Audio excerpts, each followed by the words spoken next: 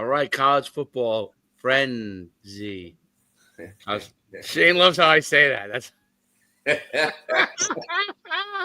Steve, you haven't been on a more fun show than this show. Period. Well, although no, I'll take it back. Rebel Every Republic. show I do is Rebel Republic is an unbelievably fun show. Yeah, well, that's usually because we play. Shane, just last time we were on Republic, this is what music came on, and Frank, who I don't know if Shane knows Frank, but no, he doesn't. And Frank started talking like he was in the this music came on. I put this on. I said, now coming to the stage. Yes. He's on the bottom. Yeah. Yeah, so they were teasing Steve. He was teasing Steve. Anyway, so college football and we'll get Steve, don't worry, we'll get to what you want. We're good. Yeah. I'm excited for this week. But I was shocked by the news yesterday. What news? Mac Brown retiring? Fired. He's fired? Oh, wow, I didn't see that. Oh, it's College Football Frenzy, and you didn't see that. Someone did his homework. You know what College Football Frenzy is? Yeah. We do 10 minutes of breakdowns, and then we talk about shenanigans for the next hour. Someone did his homework. Yeah. Well, Mac Brown. That's not too friendly either. You know, there's right before Thanksgiving. The Temple coach got fired too, right? Oh, I didn't know that. Or is getting fired?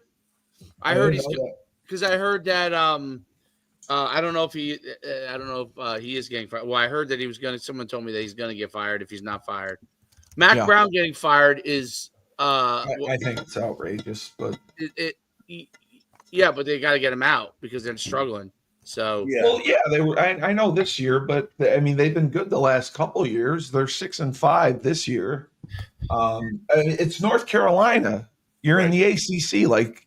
Yeah. What do you expect to go 10-0? Like, it's not a conference that you're gonna win 8 games, 9 games every year. This is the world, but this is the world. North Carolina. No, I know. You know what? North Carolina is funny. North Carolina football is funny because they think they're a football school, and they've had some great years. Yes. And great players. Great Lawrence Taylor, right? Great. I can't believe Lawrence Taylor. I always wondered, did Lawrence Taylor actually go to class at North Carolina? Because that's like a high academic school. There's no way he went to class. No way. No, he must be from North Carolina too, I'm guessing. So right. That's why he went there. I believe he's from the South, yes. They were like, lower the standards. He has to get in. You got to get him in. Yeah. Yeah, I mean, they left early. Athletes down there, man. They did with Julius Peppers. Oh, yeah. Yeah. And Drake May. But it's a basketball state. It's truly a basketball state. Absolutely. First. It's much like Yukon. Only they have better football. It's just like Yukon. Yep. And Kentucky. Like, so in the South, North Carolina and Kentucky are the basketball states, quote unquote. Correct. Right. Correct. Yes. And so the same thing happens to you, and especially UNC with the history. You can kind of relate to it. Yukon is kind of like a smaller version, not on the basketball side, but I mean the smaller version, school size wise, of North Carolina and Kentucky. They have the same issues. We don't get as much support in football as they do. That's the thing. That's the issue, is that they have the ability to have the support. So does Kentucky, but the mindset. It's the mindset of the people that are contributing. Yeah. You know what I mean? Duke has that issue too, even though football is good. Duke has just gotten really good. Yeah. But Duke's a little different in that they have such a good school that if you can get the right mix of, people will come there if you get the right mix of players that are good and that are good students. Because you can be really good, like they've been. And they all have money too. They all have money. And we do. I mean, our alum they're doing well too. Well, that's a great point, Shane. That's a really Duke has so much money in their alumni. It's like Princeton, Yale, Harvard type of deal. So if they really want to, like when they really want to go in, like they've helped football a lot in the last couple of years, they have the ability to do it. So even though it's a basketball school, it don't really matter because they could probably do things. Yo, it don't matter. It don't matter. Yeah, it doesn't. It don't. It don't matter. Out in him. That's right, the jersey. Dude, It's that like is crazy though. That Mac Brown. I mean, before Thanksgiving. I mean, does he obviously cares? But well, I mean, he's in his 70s. He's been there 15 years now. I thought he turned the program around. I mean, they've been much better with him there. Yeah. And the funny thing is, he's still coaching. Been there 15 years. Yeah, I believe so. I didn't realize it was that long. But he's still coaching. Like he's coaching the game tomorrow, and he's allegedly coaching the finish. He was there. He got there in 2018. Oh, okay. So I was way off. Just a few. Okay, maybe I didn't do my homework. Okay. I Take another long pull. It'll come to you. Take another long pull. I thought he had been there longer. He's 73, and that's crazy. I mean, God. So he's coaching this game this week. Yeah, he's coaching tomorrow. Yeah, man, that's a rough one. Steve, you know what's so funny when I see you smoke cigarettes? It reminds me of my childhood. I don't know how PA may be more of like a dip place, but I don't know. But no, they smoke cigarettes. They did. Oh, they did. Yeah, okay. Yeah, because I figure Raggedy might be a little bit more like PA. You could still smoke in bars up until like 10 years. Yeah, that is true. Yeah, you go to dive bars, you're smoking in bars. Yeah. Yes, really. So like in my town, dude. I just remember like come off the football games like at halftime. Oh, I would do that in college. Yeah, I would do like that you're in in for an 80-yard touchdown. Why is your ear so terrible over here? 300 people are smoking cigarettes. It wasn't a fog machine either. It was fog machine.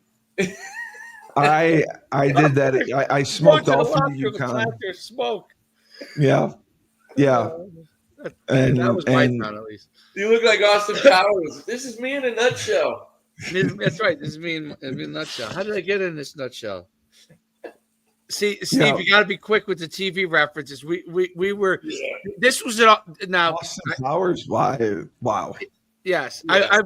Steve, I've learned a lot about like what your dorm life was like, and it is disturbing. How did you find out what my dorm life was like? Well, you've let some of these things out a little bit. Oh, I did. Yeah, if you had Chris Hill was on for like 20 minutes longer, he would have blown your mind. Yeah. Yes. Nice. Well, Chris Hill was my RA. Okay, and I got him fired. I could only imagine. Well, and you're an offensive lineman, and you know offensive linemen do offensive lineman shit. So they have a unique culture, right? We basically take a beer in the dorm. I'm sure we basically got him fired because my friend Ed and I, both offensive linemen, both fat. He had the best room. We'd just go into his room, sit on his leather couch, and play video games all night and eat his food and drink all his drinks. Yeah, y'all had those nice dorms. No, this was at Hale. This was when it was. Okay. Oh, you were a Hilltopper originally? Yeah, I was a Hilltop guy. Yeah. Okay. But once we got there, his GPA, he got put on Act Pro. He dropped to like 1.8, and he lost his RA job because of it. So I always take credit for him losing his RA job. Yeah, I'm very proud of myself.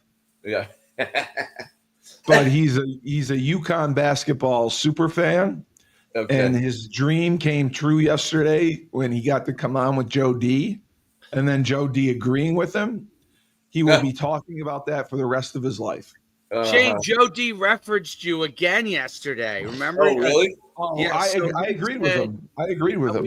What did he say? Yeah, you did agree with him. Yeah, he said there's only three quarterbacks. I said I asked him. You thought Charlie? I said if Dan Orlovsky was the quarterback, today, could they throw the ball over the yard? He said there's only 3 quarterbacks in the history of Yukon that if they need to throw the ball over I the would have yard, trusted. Yes. that he would trust to be able to throw the ball over the yard. It was you, Dan Orlovsky. Do you know what the third is? I'm curious if you. He does. I would say it's got to be DeGennaro, no? Correct. Yeah. DeGennaro. And then I said there's a fourth. I said there's a fourth. Yes, But you did. he only played 1 year. Because of the concussions, right? No, because he was behind DeGennaro. And that was Cornelius Benton. Yes. He just played on a bad team. He played on a bad team. Not bad, meaning like they didn't win 1 game bad, but they were like, I think 4 win, So, and if you look, Cornelius Benton still like for single season. He's up in like, he has, I think maybe some records, and he's up there in a lot. Yeah. His name popping up there. Yeah, but he only started 1 year because he was behind Matt DeGennaro. Okay. So, but Joe still put Shane as the GOAT. Yeah. Oh yeah. You're That's the GOAT. nice of him. Don't worry, his check's in the mail. Yeah. I just keep on giving him money to say nice things. He does. He believes it, dude. There's no doubt. He has you as number one. He always puts you number one. He asked. I don't dare ask those questions about myself because I don't need to blow my ego up at all. So, but I ask. Yeah. Yeah. Hey, Steve Curley let it down when he crushed me on we ran the option in the spring game and I slipped, but he swears to God he laid me out. Blew I was trying to cut back on him and my feet went out from underneath me and he just stands on top of me. He's like, Shane, that's the first problem right don't there. Ever run that option. You should never be running the option. Yeah. I don't know why. Stafford should never be running not option. An option guy. Not an option guy. But I had a pet peeve as a linebacker with people trying to some coach would try to out athlete me because I was a good athlete. Yeah, especially pissed me off. You playing Will. What'd you weigh then? Like 230? I was like 230. Yeah, somewhere around there. And you played all. I thought you played all positions. Well, my junior, I only played linebacker 2 years, but my junior year I played all 3 because I was really the 4th guy most of the year. So I was playing, probably about half the game, but I was playing all the positions, when guys needed to blow. And then I started at the end of the year at Sam. And then this next year, I was supposed to start at Will. And then in camp, they moved me to Sam because they were pissed off at Dexter Martin, God rest his soul. They were pissed off at Dexter because Dexter was he was actually a phenomenal football player. He started from the time he was a freshman, but he was strong too. He was very strong. For no reason, kind of grown man strong. Grown man strong. He's probably 40, but had good speed, and he was athletic, but he was not a worker. Let me put it like that. I thought they put you at Sam because you were a coverage guy. You were good in coverage. Well, no, in our defense, the Will was more. The Will was it? Okay. So I was originally supposed to be a Will, but they were pissed off. We had Shem. I forgot Shem's last name. Shem Allen, who was really. I never got that. I knew he was a good athlete. I just never got it as far as because I just thought he was too light. He was way too light. He was 195 pounds, so they wanted him to play Will. Yeah. So I thought it was a mistake because you would have had a 230 at Will, and then you would have had Dexter. Who cares if he this is how I thought about it. I didn't give a fuck if Dexter ever practiced. He was still going to be ahead of a lot of the he was a senior. I was a 5th-year senior, I was. But Holtz. We were not Holtz's guys. Shem was, Gucci was behind, who ended up being started next year, was one, Shane's good, really best friend at the time, was there from the same hometown. Those were the guys that he was trying to get ready, and we were kind of in the way. So he moved me to Sam because he was really pissed they were pissed off. Probably Rapone was probably pissed off at Dexter. Yeah, and he just wasn't a worker, so they didn't like. He was a terrible worker. Yeah. Dexter probably never. He practiced, but he probably Okay. drank until about an hour before practice, and Well, and he it's stores. There's nothing to do in or stores. We used to go to the Electric Blue. yeah, and he only lifted when you made him lift. But Right. I could tell you this, like genetically, Yeah. like he was still built, dude. Like Yeah. I don't know any other way to explain it. He was like my friend Uwe. Uwe's a monster. But and we he doesn't probably have to- worked out. Just But seeing how even now, like he doesn't touch a weight, and he still Oh, looks like really? a Greek god. Yeah. Yes. Yeah. Well, he wasn't a Greek god. He was a little but he was just strong and he was athletic. But anyway, so they moved me there before the first game, like literally like a week and a half before. Not the first even game. during camp. Wow. In camp. And then Brad Keatley got hurt, like literally the week of the first game. And we had a scrimmage that week before, and Keatley was hurting, so they sat him out. And I played middle linebacker, and I had 15 tackles at middle linebacker in like the little I don't know how I can't remember how they did it back then, but it was like a game scrimmage thing. And they're like, oh, maybe we should play at middle. This was our linebacker meetings. Which, by the way, Hargraves became one of the great linebacker coaches in America. Yeah. But at the time, he was still pretty young. Yeah. But he was still really good. He was a great linebacker coach. Isn't he there now? No, he's not. Okay. No. Okay. But so he decided to. So he was under a lot of pressure because he wasn't really Holtz's guy either. Eventually, that's why he went to Miami. But he was under a lot of pressure. So he decided that he wasn't. He agreed with them, even though Dexter was really his guy, and he moved me to. He said, "You know what? Keatley's probably going to come back for the first game. You go to Sam, and then Dexter was going to be the backup." And that was like I thought a bad move. Who played Mike? Politically. Yeah. There was a lot of bad political moves that year. That year. Yes. That year, because we were ranked really high preseason, because the year before we were 8-3, and we returned the whole front seven. Yeah. Right. Okay. On defense. We only returned maybe one secondary guy. It might have been Kevin, and I think he was really a sub at the time. Yeah, he was more of the nickel guy. Yeah, he was more than so. And then the offense, I think we returned other than Nook, but we had Chad Martin going in there who was very good. So it wasn't really, probably a better athlete. Maybe I don't know if he was the blocker that he was. I mean, he was pretty good. Yeah, Chad could do it all, man. If Chad was focused and didn't get caught up with he was hanging out with Dexter. God rest both their souls. They were good friends. Yeah, exactly. And he would have been. He should have been gotten some years in the league. Yes, he was athletic. Fair enough. And then he had a bunch of shoulder surgeries and whatnot. He was a fullback. Like I was really kind of similar kind of fullback, but I was already moved over to linebacker. But because Chad could run. Yep. Chad could catch and he could block. And he wasn't huge, but he was still like physical enough. He's about 250 running a 4.5. Yeah, he could run, dude. And he was like he was he was like, Kyle Juszczyk from the 49ers. Yes. Back then that wasn't really a thing. Not at all. Fullback, because it was still kind of although one of the reasons why I moved to a linebacker, because he thought he was trying to bring in more guys like Chad, and he thought of me more as an eye fullback. Yeah. I really wasn't, but he thought of me more because that's what we ran before that.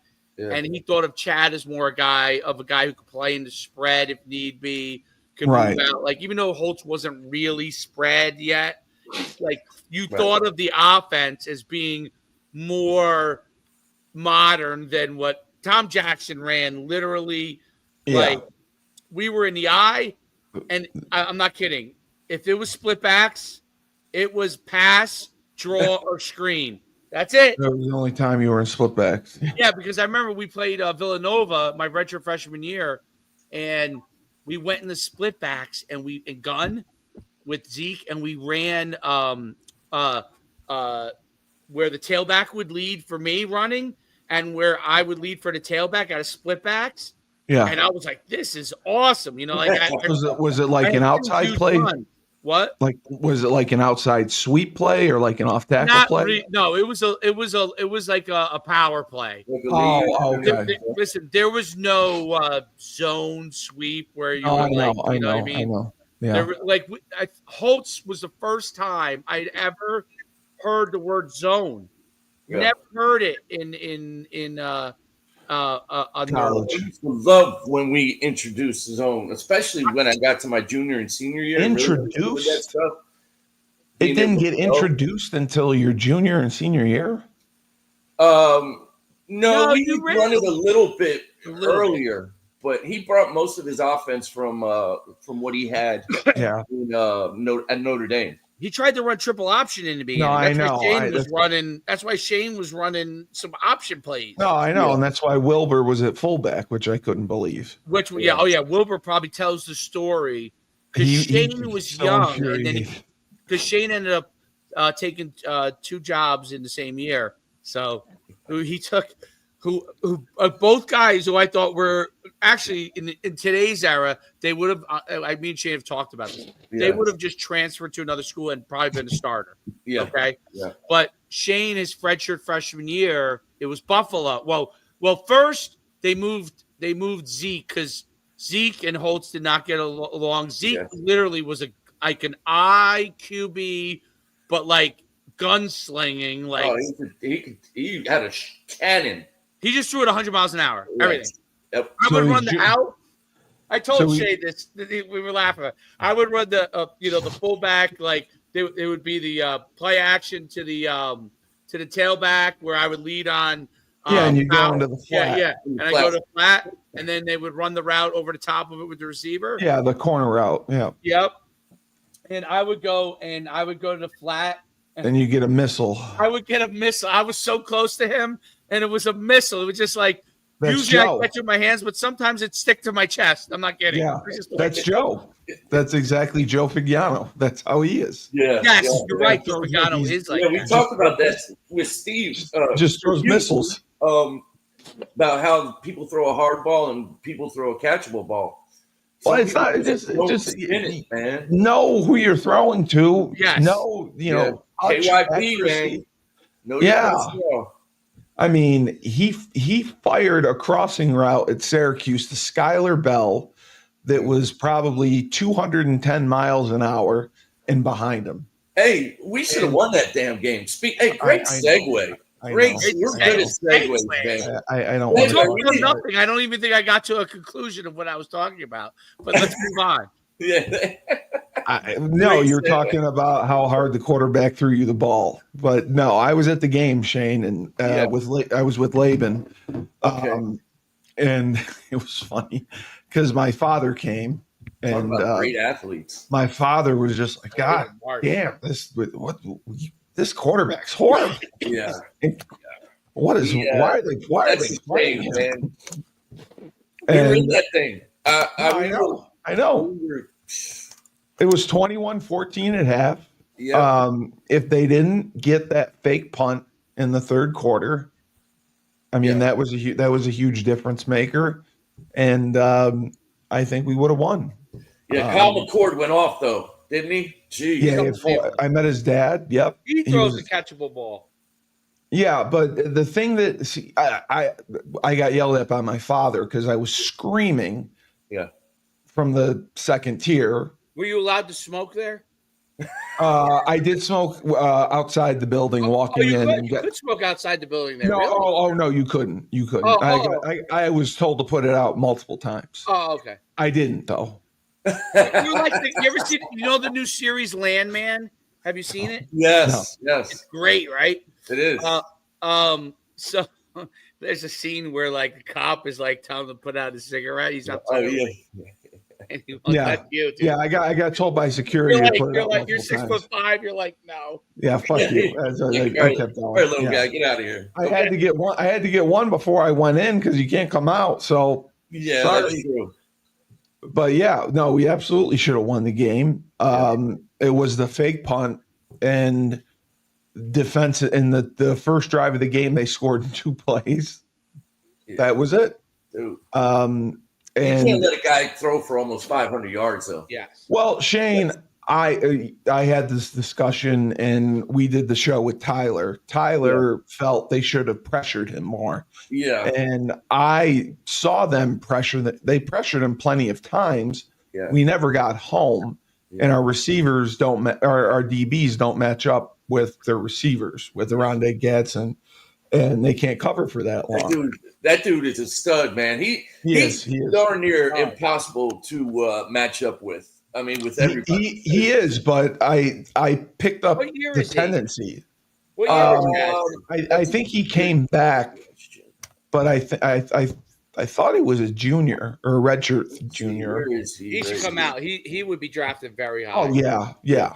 Very high. Dude had 11 catches. Senior, so yeah, he had 11 catches for 101 yards. But Shane, every time they were in trips, he would be number 2 off the ball. Okay. We never, like, coverage wise, I was so angry because you had nobody over him to reroute him. He was getting a free release, running 10 yards downfield. Let's see if we can pull it up, because this is what we do. Let's not pull it up. I don't want to see it. It just angers me. So I'm screaming at the top of my lungs. What were they not doing? What were they not doing? The last drive Yukon had to score, we're down 2 scores. We're driving. The clock wasn't stopping on timeouts. No. I said, what were they doing on Rondé Gadsden that we were not nothing? Covering? We weren't doing nothing. Did they put anybody over him? How did they play him? That's what drove me nuts. No. Yeah, so they didn't reroute him. Let me ask you this, though. I would put someone on top of him to reroute him. Was he always off the ball? So that's the other thing. They did a good job of moving him around, but I picked up the tendency. Yeah. Anytime they put him on the line, he was in a 2-point stance as a wing. Yeah. And they always ran away from him. His tight ends coach is a Jersey legend. He would cut off, or he would run around. Oh, yes. Probably going to be the next Temple head coach. Yes. And then, they throw just a direct screen to him, and there's nobody fucking over him. Oh, how are you not over? Here, I see they're 3-over-3 on him. Well, then eventually they moved out to that, but before he was untouched, and they're off him, and he's not. I think you're right. Like, I don't. You know what I understand? I didn't look at this as in depth, but now I'm looking at it. They were playing man with nobody over the top at times. No, the safety was not blitzing all of the guys.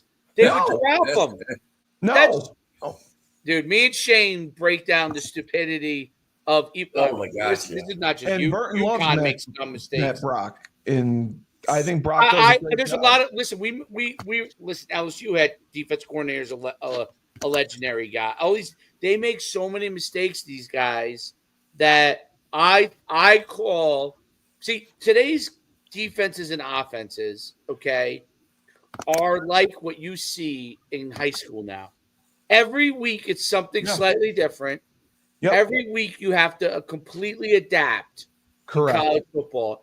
Every week you have some sort of gimmick you got to worry about. Sure. Every single week. This is what high school is, okay? Yeah. And when you get to the better high school programs, like the bigger divisions, you're seeing this all the time. One team does this, the other team does that, the other team does this, and that's what college football has become, right? Copycat league. It's kind of a deal. Of course, it is disruptive. Everything's disruptive. Everyone's designing their offenses to be disruptive. But Dave, I agree with you wholeheartedly. So the coaches are not equipped at the college level. Because if you come up as a GA, I'm equipped. I could have solved that problem. Unless you're smarter. I've talked to Shane about this. There are a lot of guys that are systematic. They stay within their system. I get that. Yeah, it's hard. It's hard for you to, if you run a certain approach to things. Because I've seen this with high school coaches. I've won 90 championships playing cover 2. Okay, great. Yeah, they don't get out of it. You get a quarterback. That runs 4 verticals and you get it to the whole shot on the outside. It'll be this. This is all they're going to be doing.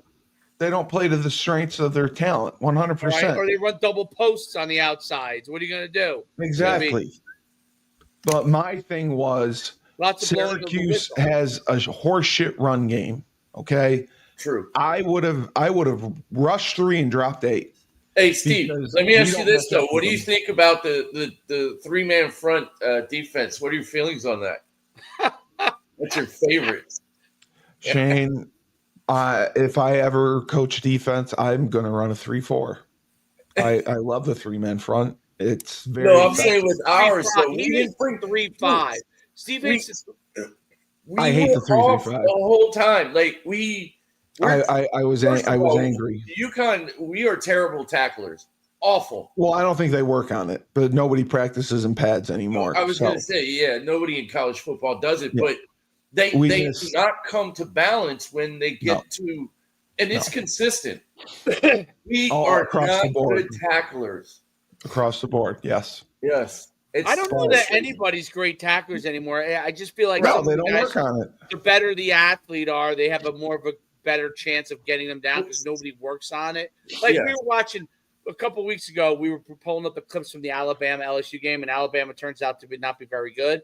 But Alabama was running. I love how you say not very good. Meanwhile, they have 10 first-round draft picks. Well, they are very good. I'm just saying, like, they should be better. They're okay. Yeah, he's getting heat. Milroe you force him to just throw. When you force him to just throw, yeah, he's got a he's not much different than the Yukon quarterback. He's got an absolute hose for an arm. Well, I'm sure he has better accuracy though. He is a little bit, obviously. He's at Alabama. He's a little bit more. Yes, he's more. Because it was the first game my father saw, and he was like, "What? Who is this guy? What? Are you talking about Kyle McCord? No, I was talking about Jalen Milroe. I was talking about Jalen Milroe. Oh, okay. Kyle McCord is a pretty high draft pick quarterback wise. Yeah. He had one bad game. The game against Pittsburgh. He had a bad game against them. Yeah. Right. Listen, what UConn tried to do was replicate what Pittsburgh did. They did. They tried to bring pressure, but it didn't get remember, we talked about this. They don't have the guys in the secondary to replicate. No, not even close. And that's why they got out of it after the first drive when they scored in 2 plays. Syracuse, if they dropped 8, Steve, I would have dropped 8. They would have just ran. They were watching this again. Watching this again. I know you said they brought pressure. But every big play I see here, they're only rushing 3. Oh, okay. And they are dropping 8, and nobody's covering anybody. Okay, well then they sucked it. What I've said from the beginning is that and this is way back to Maryland, because we don't have the athletes. Yes, you have said that. I'm not really looking at their technique, but it has zero to do with technique. Okay. They may, all these kids have decent technique for the most part. They've been doing like 9,000 things. They don't have the speed, the speed and athleticism that the receivers they're covering when they play the bigger teams. Joe D'Ambrosia says it nicely because he's still in Yukon. He says it in a nice version way. Said, Steve, did you really expect them to beat a Power 4 team? Yes, I say it very bluntly. They're not fast enough and athletic enough, but it's really fast enough. Yes. Because I just don't understand how there are all these holes. They couldn't get out of their breaks. You're playing 3 high and 5 underneath. And they're just like they're playing man coverage. Well, doesn't it look like man? No. Okay. Bro. So it was cover 3. You thought it was cover 3? There was plenty of man too. They play a little bit, not much. But they're trying to do what Pittsburgh did very well, and they don't have enough guys. Yes. Well, yeah, they would walk up the Mike and Will. They don't get enough pressure with the front guys, and they have the Will try to drop all the way out to number 2. Yeah. And the whole thing comes down to money and athletes. Of course it does. Yes, it does. And then it's coach. Then okay, we're all in the SEC, and we all have athletes, and we all have guys. Okay. Now coaching. I would say like the NFL, right? Yeah. And maybe we could use this as a quick segue to get done what you want to get done. In the NFL, what happens is, yes, there are some teams that have less than others. Okay, but there's a lot of teams in the middle and the top tier, and why coaches get fired, in my opinion, and GMs get fired very quickly if things don't go well, is the bottom line is there's a lot of really good athletes that are very, very, very close to each other. Yeah. And you have to be really smart to figure out how to get those guys open and to cover those guys and to stop the run. You got to be smart. Segue. Everybody's very, very good. So coaching does matter, and ability to figure things out does matter when everybody's really, really close. Yeah, you put guys in positions to win and take away the thinking aspect as a coach if you're good at your job. And then absolutely, like Belichick always said, coaches don't win games in the NFL. Coaches lose games. Right. Players win games. Right. Yep. But there's you lose games because you do dumb shit as a coach. Correct. Okay. Coaches do dumb shit, and everyone's done it. I've done it.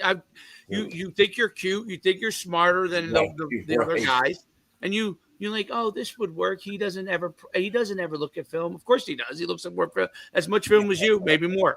But like that's what goes on in your primate brain. You know what I mean? Your primate brain. Yeah, of course. Primate. Gee, monkey, I'm smarter than that monkey. All I wanted was a naked off of the outside zone. That's all I want is them to throw Skylar Bell the ball at least 12 targets a game. We probably should get 15, 20. He had 10 catches. I mean, he had 10 catches last year. Like he needs. I know we went back from the segue back to, but we go back to college now. No, he did. Skylar Bell needs the rock. He can show you. He shows you when you give him opportunities. He makes plays, bro. Yeah. And the fact that against this team, they finally went to him, and he balled. Like, because Joe, when Joe Figiano plays, they believe they can throw the ball better. Can I ask you a question, Steve? You might know this answer. I probably won't, but No, I think you might. The running backs, are they good enough athletes to be threats in the passing game? Yeah. They are? I agree. Why don't they use them in the passing game? They did a little bit. Because they could create – they did? They would put Cam out as a receiver. Okay, I didn't know. And Mel Brown in the backfield. Okay. The question I had for Burton was about Darrell Robinson because he was a leading rusher going in. He's amazing, and he only had 3 carries the whole game. Is he hurt or something? Burton said he didn't know, but he didn't come into the game until late in the second quarter. So I don't know if he got suspended or I don't know what. It all comes back to one thing: if they're doing mostly the right things, they don't have enough. Right. Yet the key word is yet. No. They don't have enough yet. And what did that mean? Basically means in college football, they don't have enough speed yet. Dave, I wholeheartedly believe if we had a competent quarterback, we would have won that game. I agree with you. I'm just saying that there was enough around. I don't know. You don't think Kyle McCord, if it gets tied up, would come right back down and just score? That's exactly what I was thinking. I just think I'm going we rise to the occasion, man. I think it would just be a shootout. Yes. And that's what Dave said. They have better athletes. I said a shootout is a loss for us. But we held them to 31 points. Our guys are they're very. I love how you said we held them to 31. we listen. It could have been a lot worse. Yeah, but they're not bullets. The kid who's starting because I live in Jersey. The kid who's starting at corner, Chadwick. Okay, what number is he? 6 maybe. Okay. He's a freshman, okay? Yes. Yeah, you can tell. Tim Chadwick is like a 4.6 mid 4.5s guy. All right. He is starting as a freshman. Yes. He's from Immaculata, which is a decent program, not good program. Yeah, I remember Immaculata program. But and he was the star for their team. I was shocked that he was starting from the get-go. Now, Chadwick is a good enough athlete to probably have gone to some bigger schools. He would not have started right away at those schools. No. When he showed up as the day one starter at Yukon, the first thing that told me is he has to be probably the best athlete. Yeah, that's not good. Whoever number he's 14 a very good is, athlete, but Bergen Catholic, in New Jersey, there's 5 schools that have better athletes than him. You know what I'm saying? Yeah. Well, that's like when Lee Holmes came in and started as a freshman for us, who was a sick athlete. Obviously, he's the nephew of Larry Holmes, but he came in. He only weighed about $160. Starting at corner as a freshman. I'm trying to find the rally killer that I did not like. The defensive back. The number he was number. I call him. It's not Chadwick. I know who it is. It was number 14. I just called him, dude. Yeah, Malcolm Bell. I called him the rally killer. That's what I called him. Yeah, I've seen him miss. I've seen him miss about 17 tackles. Laban was going nuts the whole time. That's what I'm saying. Cameron Chadwick. What is he doing in there? Might be their best defensive back as a freshman. That's my point. He's not even the top 10 athlete in New Jersey. He's probably first team All State because he probably was by far the best player on Immaculata. Malik Dixon Williams was, but I think he got hurt earlier in the season. That's he also was good. the issue you have. All this can be solved with money. Well, a bunch of really rich people getting involved. My firm belief is none of this is going to be solved with the $100, $500 donations. I know. How many billionaires that are alumni at Yukon? Find those guys. Hello. No, I know, man. I've been make another building. Hello. I've been trying to help Burton, and I have a billionaire for you guys. No one's asked me the person's name. I said it on one of our calls. Yes, billionaire. But I know a billionaire. When we have our call on Thursday, make sure nobody asks me for his name. What is his name? He ain't giving any money to me, so it doesn't matter. But I'm just saying, he is a Yukon alum.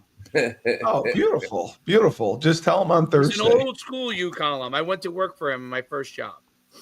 What is his name? You can't say it. You can't say it. I don't want to say his name. We have to keep our leverage. I'll say it all. I don't want to say his name because the name which shall not be mentioned. No, because I don't want to. Because he doesn't want people. I got you. And we have to keep our leverage. Our leverage. Hey, so I would offer him and his family the farm. Low key guy, dude. Low key guy, great guy, loves sports. Burton at least communicates with them and finds out what they need. No one's talked to this guy. I know that's amazing. They don't know because he's not gonna. He doesn't advertise. Oh yeah, but he has his name on things at Yukon. But I'm just saying, he's not the guy that I interviewed, is he? No, he's not gonna do an interview. He's not. Okay. He's a billionaire. Well, the guy that I interviewed, I thought was very wealthy. The Eric T. Bechtel guy. He's not a billionaire. Do you know him? Have you heard of him? I know who he is. Yeah. Whenever somebody has an initial in their name when they get introduced, and maybe he's not quite a billionaire, but I know he sold his company for like $1 zillion. Yeah. I don't know when I worked for him, him and his brother were I think his brother went to Yukon too. They were the sole owners, but I don't know as they expand. I was gone from it. I don't know if they were. I don't know if as they expanded the company, if they took on him. I have no idea because I was gone. I was not there anymore. So, if you're looking at this week, what do you think about Ohio State, Michigan? Do you think it's even close? Because the line blows my mind. I can't believe it's Ohio State -20. I don't think. Yeah, that's actually not a bad line. Really? I don't think it's going to be close. I know it's a rivalry game. Michigan's that bad? Wow. Yeah, that's a great question, though. And I think Ohio State, the Big Ten is really good, no doubt. And you look at Ohio State's only loss to Oregon. Right. By what, 1 point in the first week of the season? I wouldn't be surprised if they do cover. But again, you look at it being a rivalry game and how those teams have always spoiled each other's seasons. Yeah. That's the only thing that would worry me about. Where is this game? Is it in Michigan or is it Ohio State? No, it's at Ohio State. Okay. That's probably why it's 20 then. Yeah. And then the other big one is South Carolina at Clemson. Yeah. And Clemson is minus. Do you want my opinion of Ohio State, Steve, or you just want to move on? Dave, yes, Dave. What are your thoughts on Ohio State? I looked up the wrong person because I thought it was Shamar Moore, but that's an actor. So the coach of Michigan. I'm like, Shamar Moore. That doesn't look like the guy from. So far, your opinion is not very good. Sharon Moore is his name, isn't Moore. it? Yeah, Sharon, I thought it was Shamar Moore, who was like an actor. I didn't think he was a great hire. Well, he was Harbaugh's right hand guy, and they didn't want to like. Right, they didn't want to overhaul.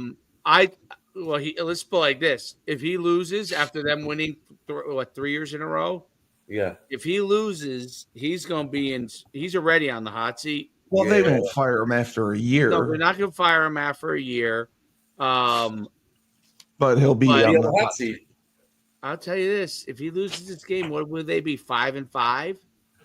Yeah, I mean they've struggled this year mightily. I think they're 5-6 right now. You ask any Michigan or Ohio State alum, and if you don't win the national championship, but you beat either the opposite team, the opposing team, you still can. Your job. You did, yeah. You got a job still. Yeah, they're 6-5. Oof. Oh, they're 6-5. Okay. Yeah, but I mean, I think that's why Harbaugh, read the tea leaves and saw it was. I don't agree with that. I don't agree with that. You think because of the sanctions? What do you think it is then? I think the NCAA wearing on him, the nonsense. I think. Well, yeah, and he's going to get suspended. He's like, "Fuck this, I'm out." Yeah. So I'll go win an NFL championship, which he will eventually do. Yeah, I mean, I definitely think he felt disrespected, especially after the 2020 season when they made him take a pay cut. How would you feel if the SEC does whatever they want, literally whatever? They run. I don't give a shit what anyone says. They run college football, that conference, and that commissioner. Yeah, he doesn't give a shit. Yeah, they do whatever the fuck they want, and good for them. I mean, that's how it is now. Do whatever you want, and then you're Michigan, and Harbaugh bought someone lunch. He bought a recruit lunch, or he buys a recruit lunch. He sticks a guy on the sidelines. He sticks a couple guys on the sidelines to scout. Yeah. You know what I mean? And I know. You don't think Alabama has been doing that shit? Right. That's exactly what Frank said. Georgia Michigan's the first one to ever do this. You think Kirby Smart, who's literally, he's the only coach I've ever seen in the history of college football who runs up and down the sidelines the whole entire game, screaming. He goes from this with his hat like this, and he's screaming up, and his hat's all sideways. He's screaming up and down the side. I mean, obviously, he's a phenomenal coach, right? Yeah. That's all he does. Watch him the whole game. Dave, that would be you. That would definitely be me. That's why I love him. But I'm like, no wonder people get mad at me when I'm a high school coach because I'm over here yelling at this guy. I can't even run, by the way. No, my right knee, and I'm still running. Just take a high school coaching job. Now that you're a Hall of Famer, I do it in 9U. Hey, congratulations! 9U. I'm like, what the hell are you doing? What kind of honor me? Shane will be your OC, and I'll come coach your O-line. That'll be a move. The only thing is, I might put Shane probably knows much more than me on offense, even though I think of myself as a genius on offense. Of course, we all do. But Shane probably does know more technically than I am than I have. So we probably would butt heads. Well, I think I know more than both of you, so we all three of us would probably. You definitely don't know more than me. We're supposed to butt I'm heads, an offensive genius. You don't want to you're enough. agree with you. I just think listen, when I was in the Hall of Fame, and you're an offensive I'm genius. not saying it for me. I'm just quoting my players, okay, that I got in the Hall of Fame. That was the worst. They'll tell you themselves. It was the worst high school program in the state of New Jersey when I took it over. Red Bank, and it was a co-op. You know what a co-op is? No. Okay. Two schools? Two schools that have to play together. I'm just defining what a co-op is. By the way, they're rival schools, okay? And they put them together because they were small? They put them together. The kids, when I got there, they were on the same team, and they hated each other. Because like in basketball, they'd be playing against each other. Yeah. You know what I'm saying? So I changed that whole culture. They're all, by the way, best friends still to this day. They're like 29, 30, 31. They're all great friends. You know, even though they live in Hall of Famer, bro. How many years did you coach? But you know, offensively, the one guy coaches out of high school now, and he was just texting me. He goes, "I don't know how the fuck you do it. We're trying to turn around this high school." He's like, I thought it would be so easy. I played for you, you know. He's like, that shit isn't easy. You made it look easy. And I'm just telling you this not because I don't normally tout myself on like something. No, you never do. To me and Shane, when we talk, I would. But I tout you. But I'm just telling you, like I and Shane does too, because I've watched him coach. I've watched him coach live. I see shit that people do not see. Like I see what's going on over here by how they're moving without seeing it. By how the play result happened, I know who missed the block. I don't even have to see it.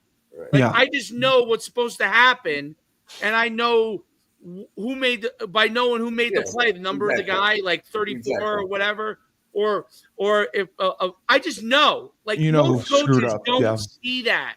Most coaches that are good, by the way, a lot of coaches that are very good.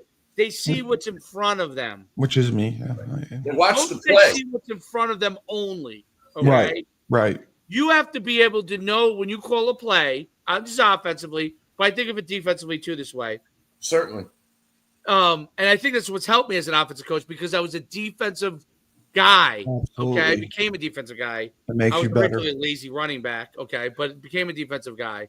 And, you know what I know what could beat me on defense. I knew if I played this, if they do this, we're in trouble, right? We're in trouble, right? Right. You have to have an answer for knowing that on offense. And I would have been a shitty offensive. I started out, I was an okay offensive guy, but when I became a line coach, when I was at Riverdale, this high school, they made me do the D-line, O-line. I'd never done O-line, D-line before. It was all theory to me. Yeah. And when I coached those guys, and you know this as an offensive lineman, once I coached those guys, I realized how those pieces had to work and like how you had them get them to move together. The light bulb went off. I'm like, oh shit. Okay, like if you can do certain things with the offensive lineman and make it so those guys fly. Yep. Come off the ball. Yep. In all honesty, and put the pressure on the skill guys. Yeah. To learn the offense, not the way that most coaches think about it like this. And you're an offensive lineman, so correct me if I'm wrong. Most coaches think, I'm going to put all the pressure on the offensive lineman, make them learn 9,000 fucking things, okay? And then if you get geniuses up there, great. Yeah. My whole theory was, I don't give a fuck. I just want the best players on the line. I don't give a shit if they're dumb or smart, okay? Obviously, smart is better, but it didn't matter. Those guys will be able to fly off the ball and be able to make the system simple for them. So I tagged pulls. I tagged everything that they had to do outside of when they had to do down or zone, right? And I taught them that down or zone is the same fucking thing. It's the same fucking thing, okay? I get it. Down, you're turning your shoulders, right? I mean, it's a technique. I get that you're turning your shoulders. Similar. I taught them the theory is the same thing. You're either moving to it or opposite it, okay? That's it. Yep. And then everything else would be tagged for you. So I started to run zone with pulls. Like, if I thought a guy was a shitty player and he wasn't going to make the tackle in the backfield, you pull him. I just pulled that guy. I never blocked him. Yeah, he's not going to read him. Yeah. And I did the same thing with now. Down is your typical gap scheme stuff. Gap scheme. I would tag guys, and I took these kids who did not know. I'm telling you, my fear for them when they went to college was, and I didn't know until I started to talk to college coaches more, that they told me they didn't give a shit about what system, because we're going to teach them our system anyway. Right. So I was always nervous that they would go to college and didn't know anything other than my system, and they would be absolutely fucked. We didn't use holes. There was no such thing as 1, 3, 5, 7. No. I said, fuck those holes.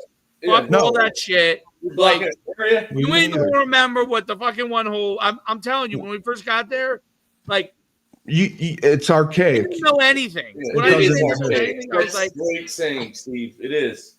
No, it is archaic. It is. It's 100% archaic. Listen, there were guys. When I coach in the All-Star game, the guys like, my kids I coach in 9U, they don't know what a fucking hole is. No. Okay? They only know gaps. Yeah. And my philosophy on that is the defense only knows gaps. Yeah. The defense only knows gaps. So, why are we giving them fucking numbers? Why are we giving them fucking numbers when they got to flip around on defense? Because most good players play both ways. Yeah. And on offense, they're like 1, 3, 5, 7. And then I go over and you're saying ABC. Yeah. No, it's fucking ABCD. It's ABCD. You're 100% right. This is my whole theory about football. Everybody's a fucking idiot, okay? Stop making it so hard for these kids. Yeah. I know. My real theory is, with our young kids, because I did it this year, put the fucking plays on their arm. Wristband it. Yeah. Teach them ABCD. Teach them double team. Teach them technique. Right. Who gives a fuck about your system? The scheme, yeah. You're limited by your scheme. Yeah. Think about this. If you could put plays on somebody's wrist, okay, and the other team can't see it, hopefully. Okay, you put it on their wrist and you drew it out. A lot of teams wristband it now, yep. If you drew it out for them and you drew out the plays, and I'm not going to say how. Oh, you actually. Draw it out. Guess what? I didn't know that. Okay. You could line up in double tight with 2 receivers on one play. My favorite formation. Okay.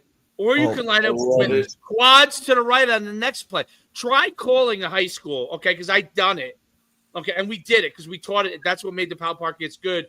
We put it on their wrist, and we wrote out, we would just have the name of the play. It would be like Zenith for zone, right? It would just say Zenith. And I would call the set, and I would say play number 1. And it would say Zenith. They knew what Zenith was. Well, I'm taking it to – I think you should take it to the next level. Just – you can teach them the names of the plays so they know if shit hits the fan. Zenith East, Zenith West. Right, right, exactly. That's exactly it. But put it on their wrists, dude. Now college, you're not going to be able to probably do it in that way. But if you a lot of colleges do. You can line up. You can line up any set you want. I'm saying draw it out. If you draw out trips on one play, okay, and then the next play you're in the wishbone. Okay, you could do whatever the fuck you want as long as they know technique. Yes, and you have the personnel to do that. No, you're saying you actually having the personnel to play. I'll tell you. He knows how I had to get creative because I have some kids that have a long way to go. Maybe in high school you could do that, but in the college level and the NFL level. And those way too many plays on the wristband. No, you could use it in space. You could use it. No, you don't have to use it in the NFL because you got people over top filming and stuff like that. You don't have to use it in the NFL as your everyday thing. You have all your plays. First of all, you're in the NFL and college now. You're yelling it in the quarterback's ear. Okay. Right. So for the most part, that stuff goes. Eventually, it's different. Yes. The easiest thing they should do is just put it in everybody's ear. Everybody. I mean, I don't understand why they don't. That's one thing I don't get. Why make the game about technique. Make the game about how well guys teach it. How well you know what I mean. But it's about memorization still. So to a certain extent, because even if you have it on your wrist, right, like the name of the play. You still have to know what you're doing on the name of that play, right? Like, and you got to recognize the front you're getting. And part of my the things I learned, like Shane talking to me about arena football and tags. I was like, well, why can't you tag the lineman? Like in my head, like Shane would tell me how arena would do it, right? And I watched him You mean tagging several the years routes? ago. I watched him coach in practice. Like I was in his huddle, and I was like, okay, that confirms like how I was like, oh, I could if I really wanted to, I could tag everybody. Yeah, no, absolutely. The the reason we had to do that is it's because just a long call if you do there's it. so many. Well, yeah, it sucks with a long call, but you simplify it. And the reason I had to adjust to that and do that. One, you take the thinking out of it. Two, because you're telling everyone what to do. Trading guys and releasing guys, and a guy may come in that week and he needs to play. You got to make it simple. It just kind of morphed into why not just tag him? It's more fun. Like you can get creative. Kids like visual, and I'm talking even high school. They like visual. College kids, they're all going to eventually be these kids that are all visual. Right now, you still have a mix. The Gen Z still a mix. Visual. Yes, they've all been playing video games. They're visual, but their high school, their elementary schools, their public schools, all these things are becoming very visual. Like my son's school is Catholic school, so they're a little different in that they do. I love it because they make them memorize stuff. I feel that helps you a lot. But believe me, public schools are not trying to get kids to memorize things anymore. They're just not. They're trying to get them to understand what happened because they don't feel. Well, that's a whole nother issue too, because to memorize. The issue with that though nowadays in public schools, especially in the lower income public schools, they don't have the resources. One, and two, they're all just teaching them to pass that state exam, and instead of trying to learn how this certain kid learns, they're about just the standardized test one way, so they pass that state exam. Think about how much time as a coach you spend. Yeah. Let's say the call is alpha. I don't know. You know what I mean? Whatever alpha is, okay? You call it, okay? You spend all the time explaining to the kids what they have to do in each play. Okay? Now, you move fast, like I teach on, on the run. So like you got to coach on the run. That's the only way you can do it. But think of how much time you spend on alpha. You do this, even as you're going. No, you do this. Like as you're on the run, you're moving. If the kid sees it, you absolutely are moving on the run. Yes, that's a great point.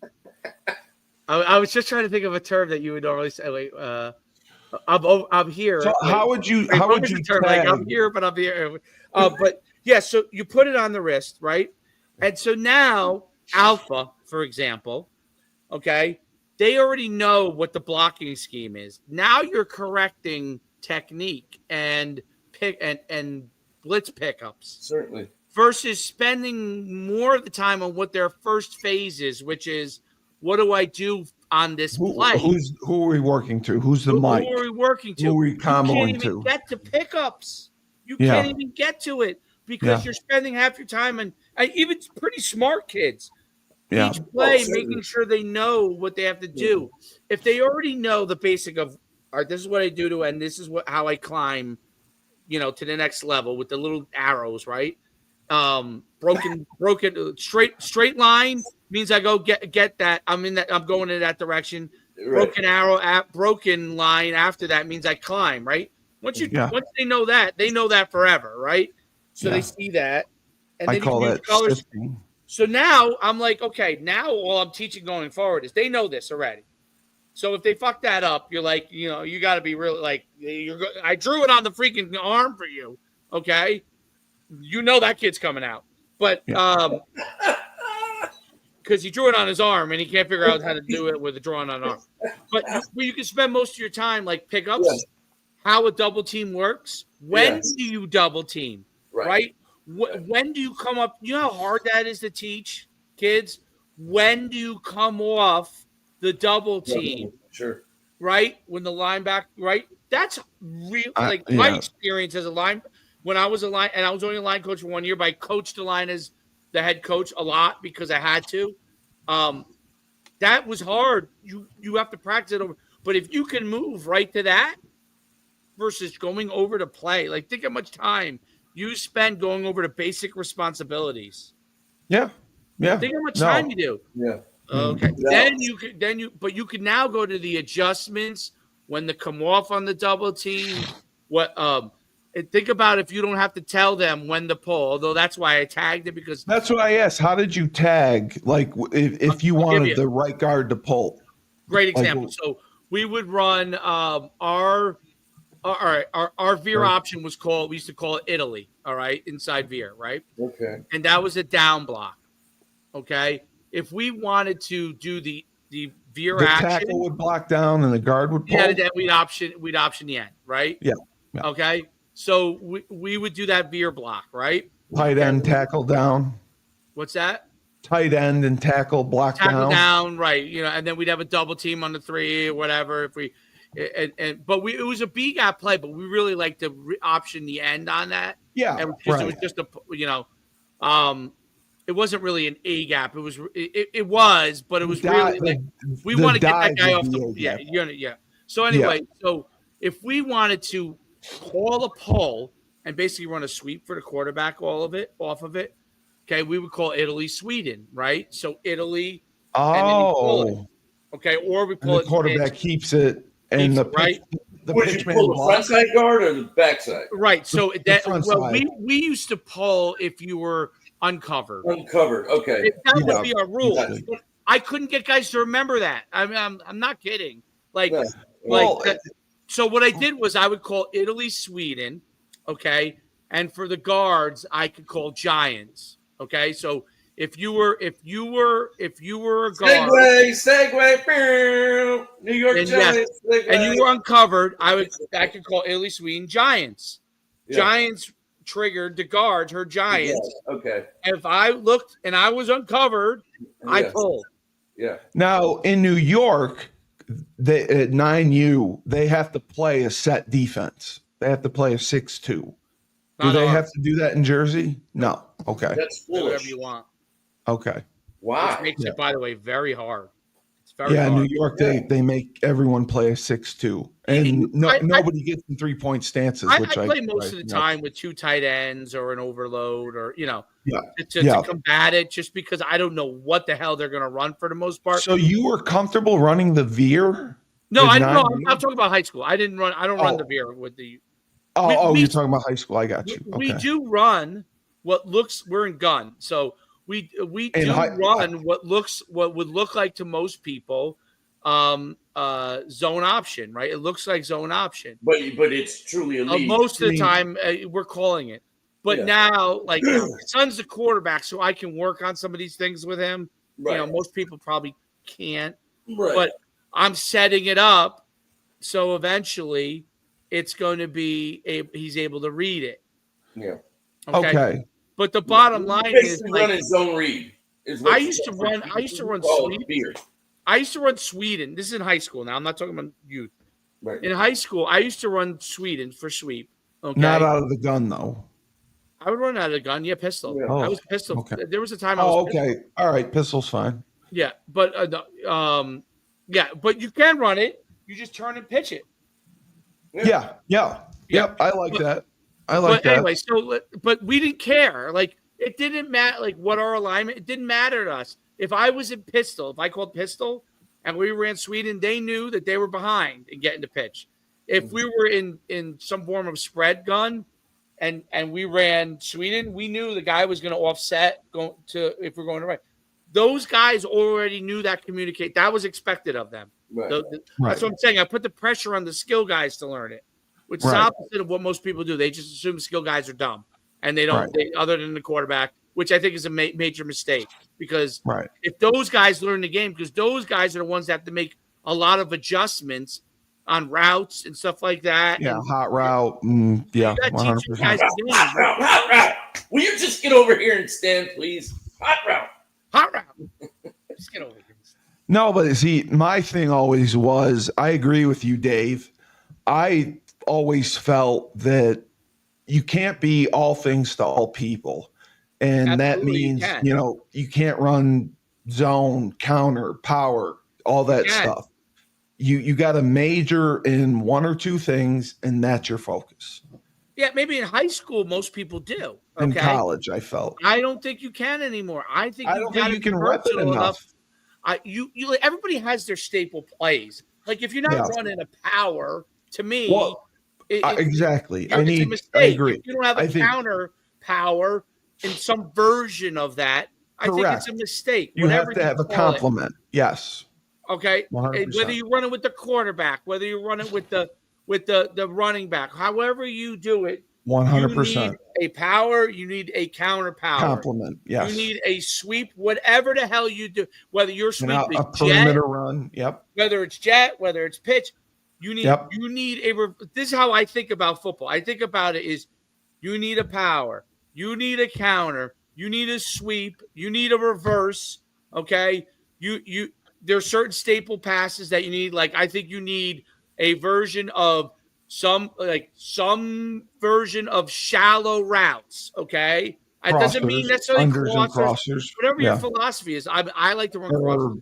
But the cross and the shallow, dig which could mean slants, Yep. And speed digs, out. It could mean mini digs, speed out. Could be hitches. Yep. Okay. You need some quick system game that has that. Like everybody likes different things.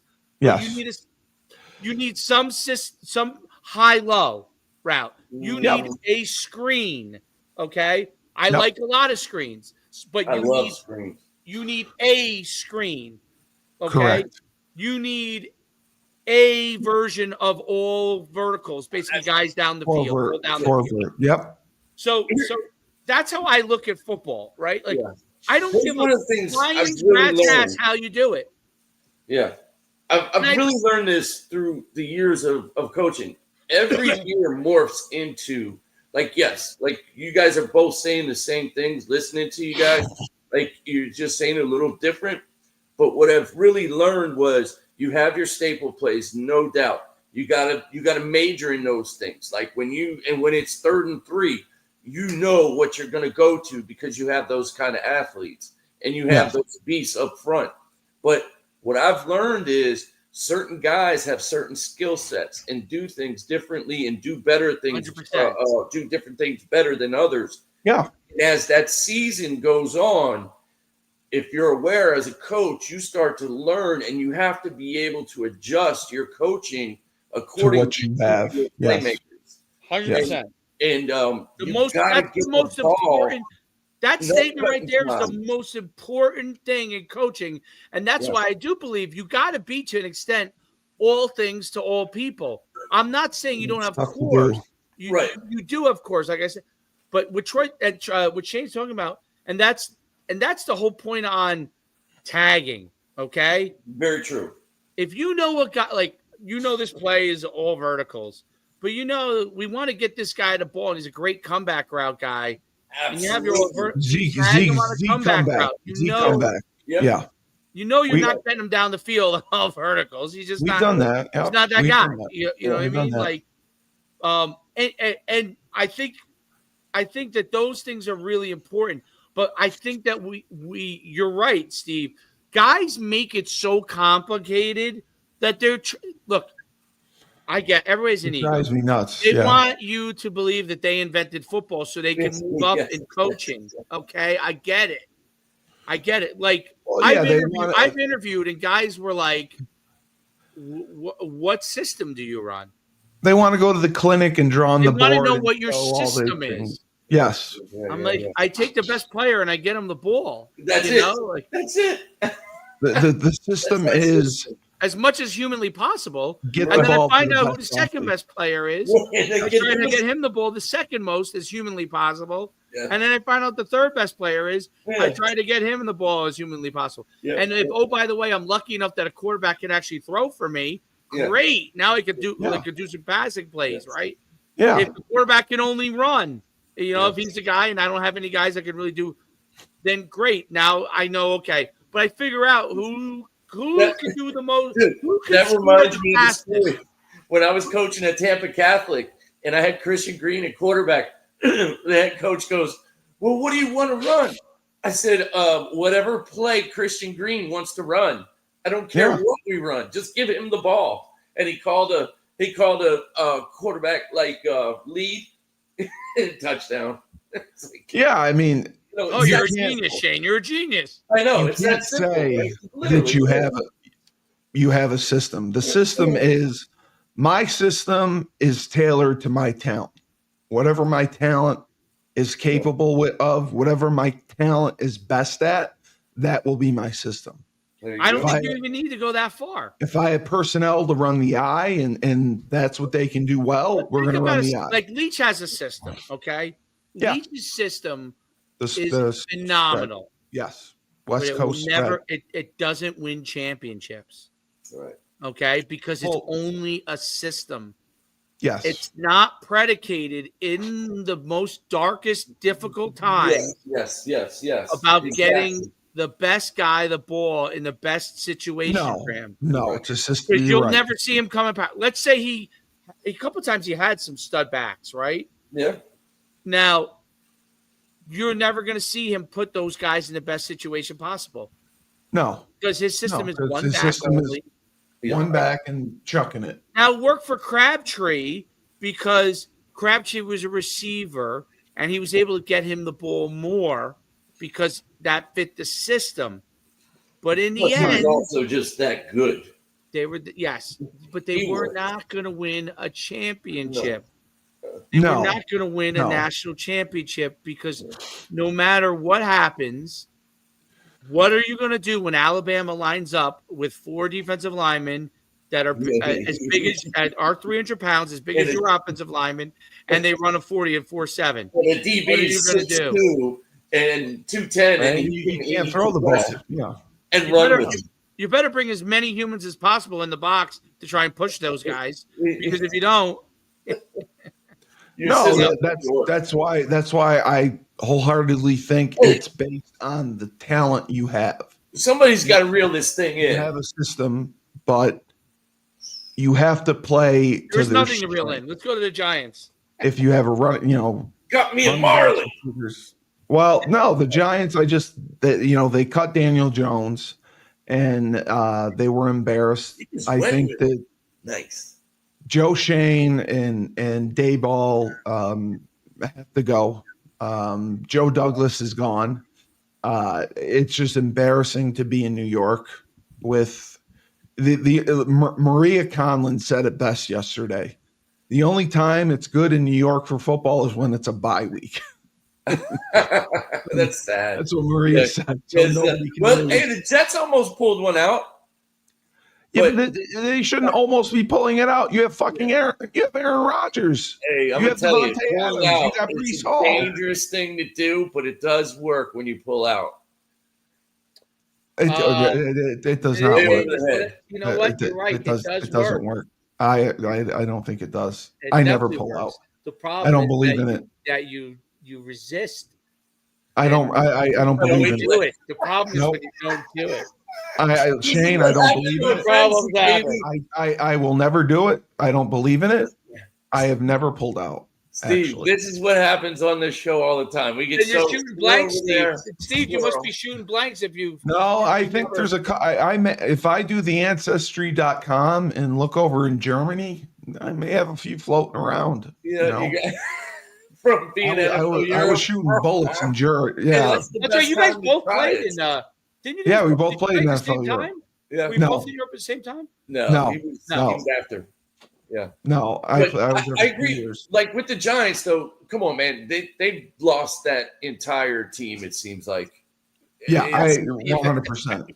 But it goes back to that stupid Hard Knocks where if you drove here and picked me up right now and took me to Giants Stadium, we would drive through the gate, bust through. I would go to Joe Shane's office and punch him in the face. Nice. You've been adamant from the get-go about Joe Shane. I'll give you that. You deserve a ton of credit for that. Well, I just the casual demeanor that he had when talking to Saquon Barkley, your number 1 draft pick, your best offensive player, and you're saying, "Oh, you want me to tell you my Joe Shane stories from when I was an agent?" Oh, you dealt with him? I love to. Dealt with all these guys. Yeah, all of them. Oh my God! Wow. Yeah. When he was with the Panthers, I think Joe Shane might have been player personnel back then. With the Panthers, or was he Joe with Shane? The Giants? He might have been with the Giants already. Or no, Gettleman came from the Panthers. You're right. I think Shane was with the Giants. I'm pretty sure he was with the Giants. So here's my experience with the Giants organization. I felt like they would never take my players. Okay. And I had a lot of guys I put in the league. Yeah, I know. The Giants process was basically to say no to every basically free agent guy possible. So basically, I would call undrafted free agents. They just had no interest. My guys were always that borderline guys, right. and like could be drafted, dismissed. Yeah, fringe guys. And then I had some guys that ended up being shitty that I shouldn't have taken, but they were good guys, but they were just not good enough. But the bottom line was when you would call the Giants organization, what's the son of the Mara, right? Is the son of John is the one. I would always end up calling John Mara. Okay, which they say he's a great guy. Yeah, he would always just tell me, "Yeah, I'll send it back to so and so." You know, he would nothing. But he would get back to me. But Shane would never do anything. Now, maybe he thought my players. Are you serious? He probably thought my players stunk. Which.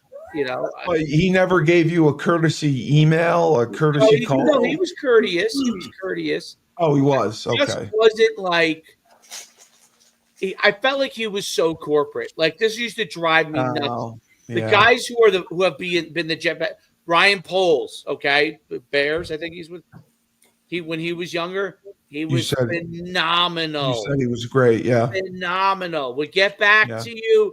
Would give you yes, no answers. Communication. Was personable. Would communicate. He was phenomenal. The guy who's the Panthers GM now, I bet he got fired. Oh God! I thought you said Scott. Dan Morgan, phenomenal. Although former player, he played for Vernon Hargreaves, but I kind of had that. That's right. Dan was pretty low. He was at Seattle at the time. Was fairly low in total, but he was phenomenal. Scott Fitterer, phenomenal. Okay, I thought the 49ers. You said was there someone with the 49ers that you like?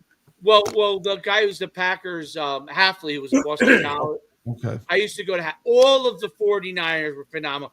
They would have us come to the facility if I was out there. Come to the facility.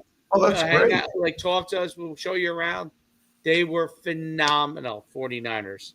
The Giants used to be a first-class organization, and they've just gone to shit. The Patriots that is true. Patriots, phenomenal. Yeah. Okay. Buccaneers. Phenomenal. Buccaneers, no coincidence. Phenomenal organization.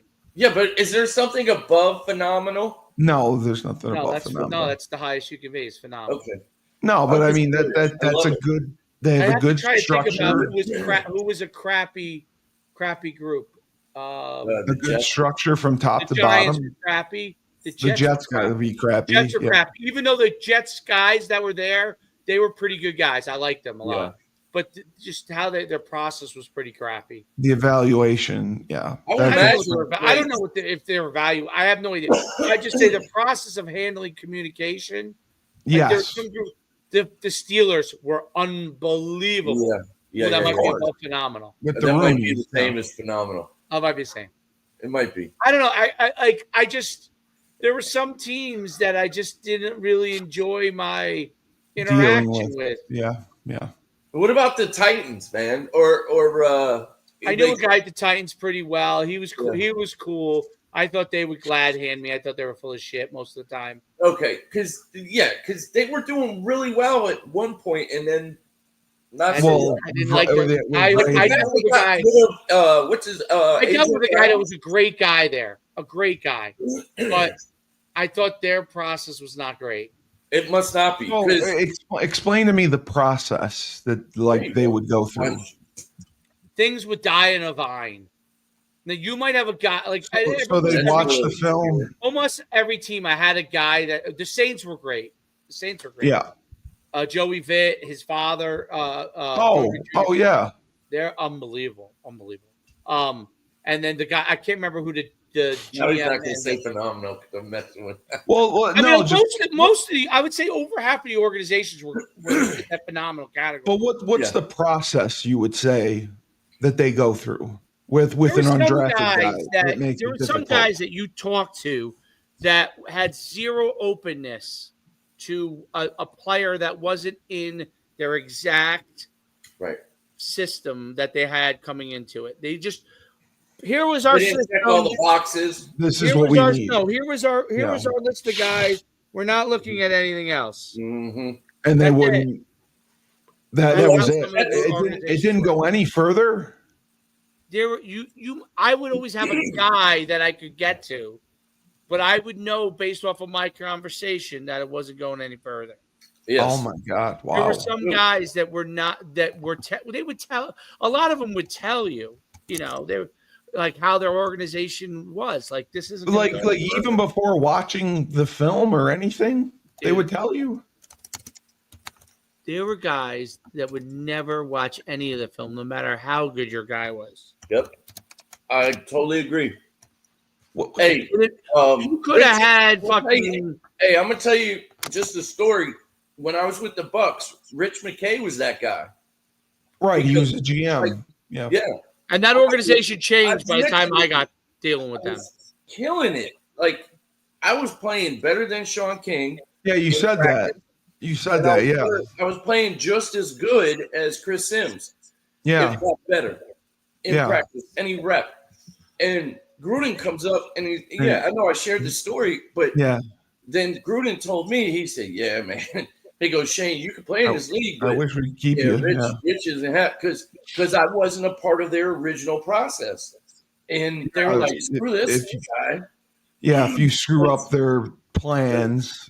Yeah, exactly. That's crazy how that works. That's crazy that they wouldn't like if you called them and sent them film, they wouldn't even watch. They wouldn't even watch the guy and evaluate. I'll tell you what's funny. So like I had great interaction with Tampa Bay. Now Rapone and me were close, Yes. Well, that's recent though. Rich McKay was in Atlanta at that time. It changed over by timing. Yes. Now Jason Licht, who's the GM now, he would take my call. Now I always felt like Jason Licht didn't, even though he would take my call. Like I always felt like he wasn't going to take my guy anyway. Right. But he was good at communication. I didn't care if you took my guy or not. I didn't care if you honest. liked I didn't, like you didn't like my guy. Great. I mean, my guy wasn't for everybody, right? So and most of my guys didn't last long. But Neville Hewitt did. Okay. Tim, who played at Yukon, Tim Boyle did. He's back with the Giants. League. Trey Edmonds just retired last year. Yeah. I'm telling you.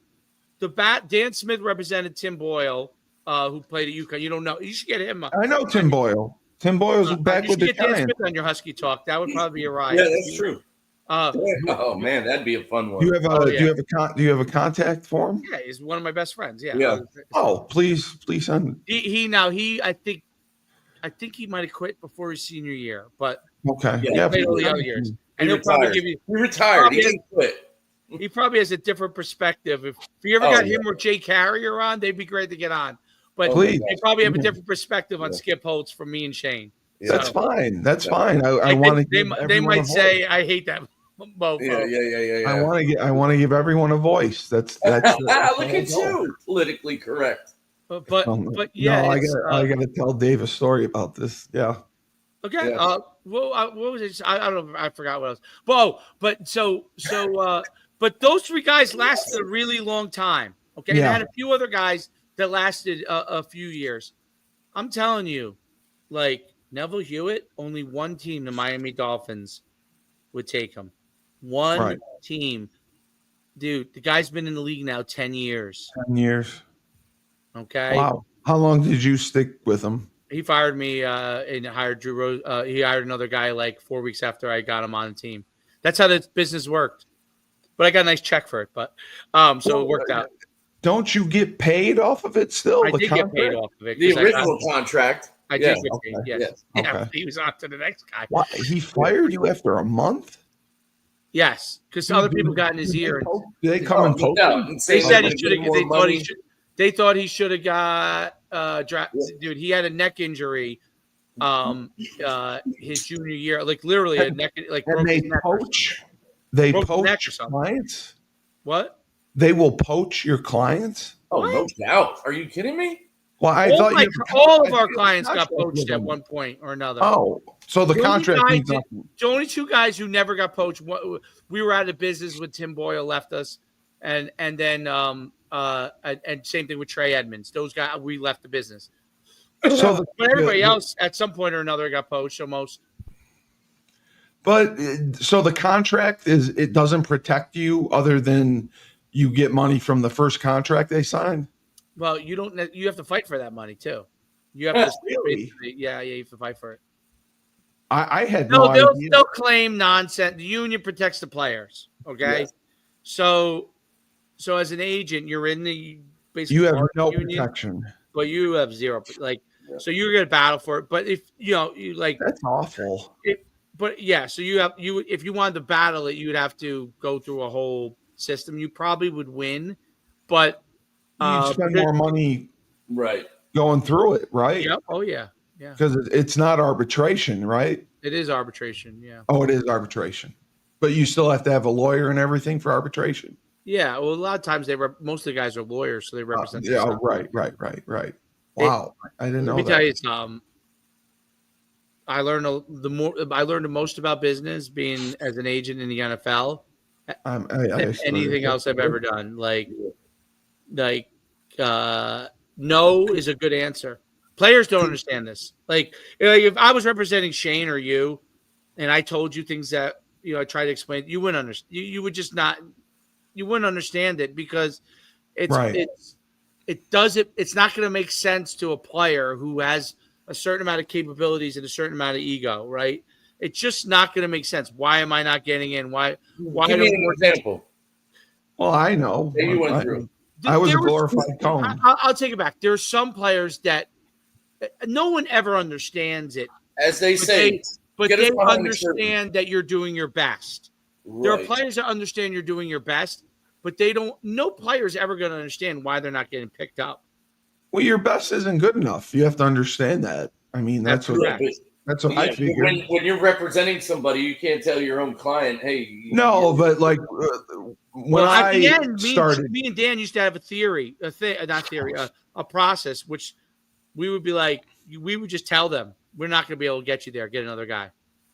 We would tell them it. And usually that meant that we realized, we talked to everybody and we realized they don't think he's good enough. And if we get no traction, you got to move on. Yeah. Like maybe another guy might be able to get you in. I don't want to hold you back. Most of the time, we know that most of the time the player just isn't good enough. Right. Yeah. But you take what you can take. Sometimes, and players would think, you catch lightning in a bottle. You don't believe in me. I'm like, no, we're representing you because we do believe in you. We do. It's not us that don't believe in you. Yeah, it's the NFL that doesn't believe in you. It's all the other teams that don't believe in you. Yeah. But there's a lot of bad agents that lie, okay? Yes. And that's the reason why that is the way it is. Yeah. Yeah. There's great agents that lie, meaning there's a lot of really successful agents that lie too. Okay. Absolutely. Jimmy Sexton. Yeah, but like the truth is that you really realize that the best thing you do is just kind of be upfront with them and do the best you can. And, but yeah, I mean, listen, I've had parents curse me out, like threaten my life. Threaten your life? Yeah. For not getting their kid a contract? Absolutely. They all see it as life-changing money, man. Well, of course it is, but the rarity of making it in the NFL. Laugh. My answer to that, as soon as my life is threatened, I say goodbye, have a nice life. I just hang up. I just hang up the phone. That's it. Never talk to them again. Like once I started coaching, there's no point. College ball, and then I look back on my career and watch my own film. I could tell like probably the best that I could have been, maybe a practice squad guy. I mean, that's probably the highest I could have been. Listen, some of it is about opportunity. Those players are like some of my free agent guys have the fact that they've lasted, 3 of them have lasted this long, tells you that they make a ton of mistakes. So the players aren't necessarily wrong when they're saying I'm good enough. Right.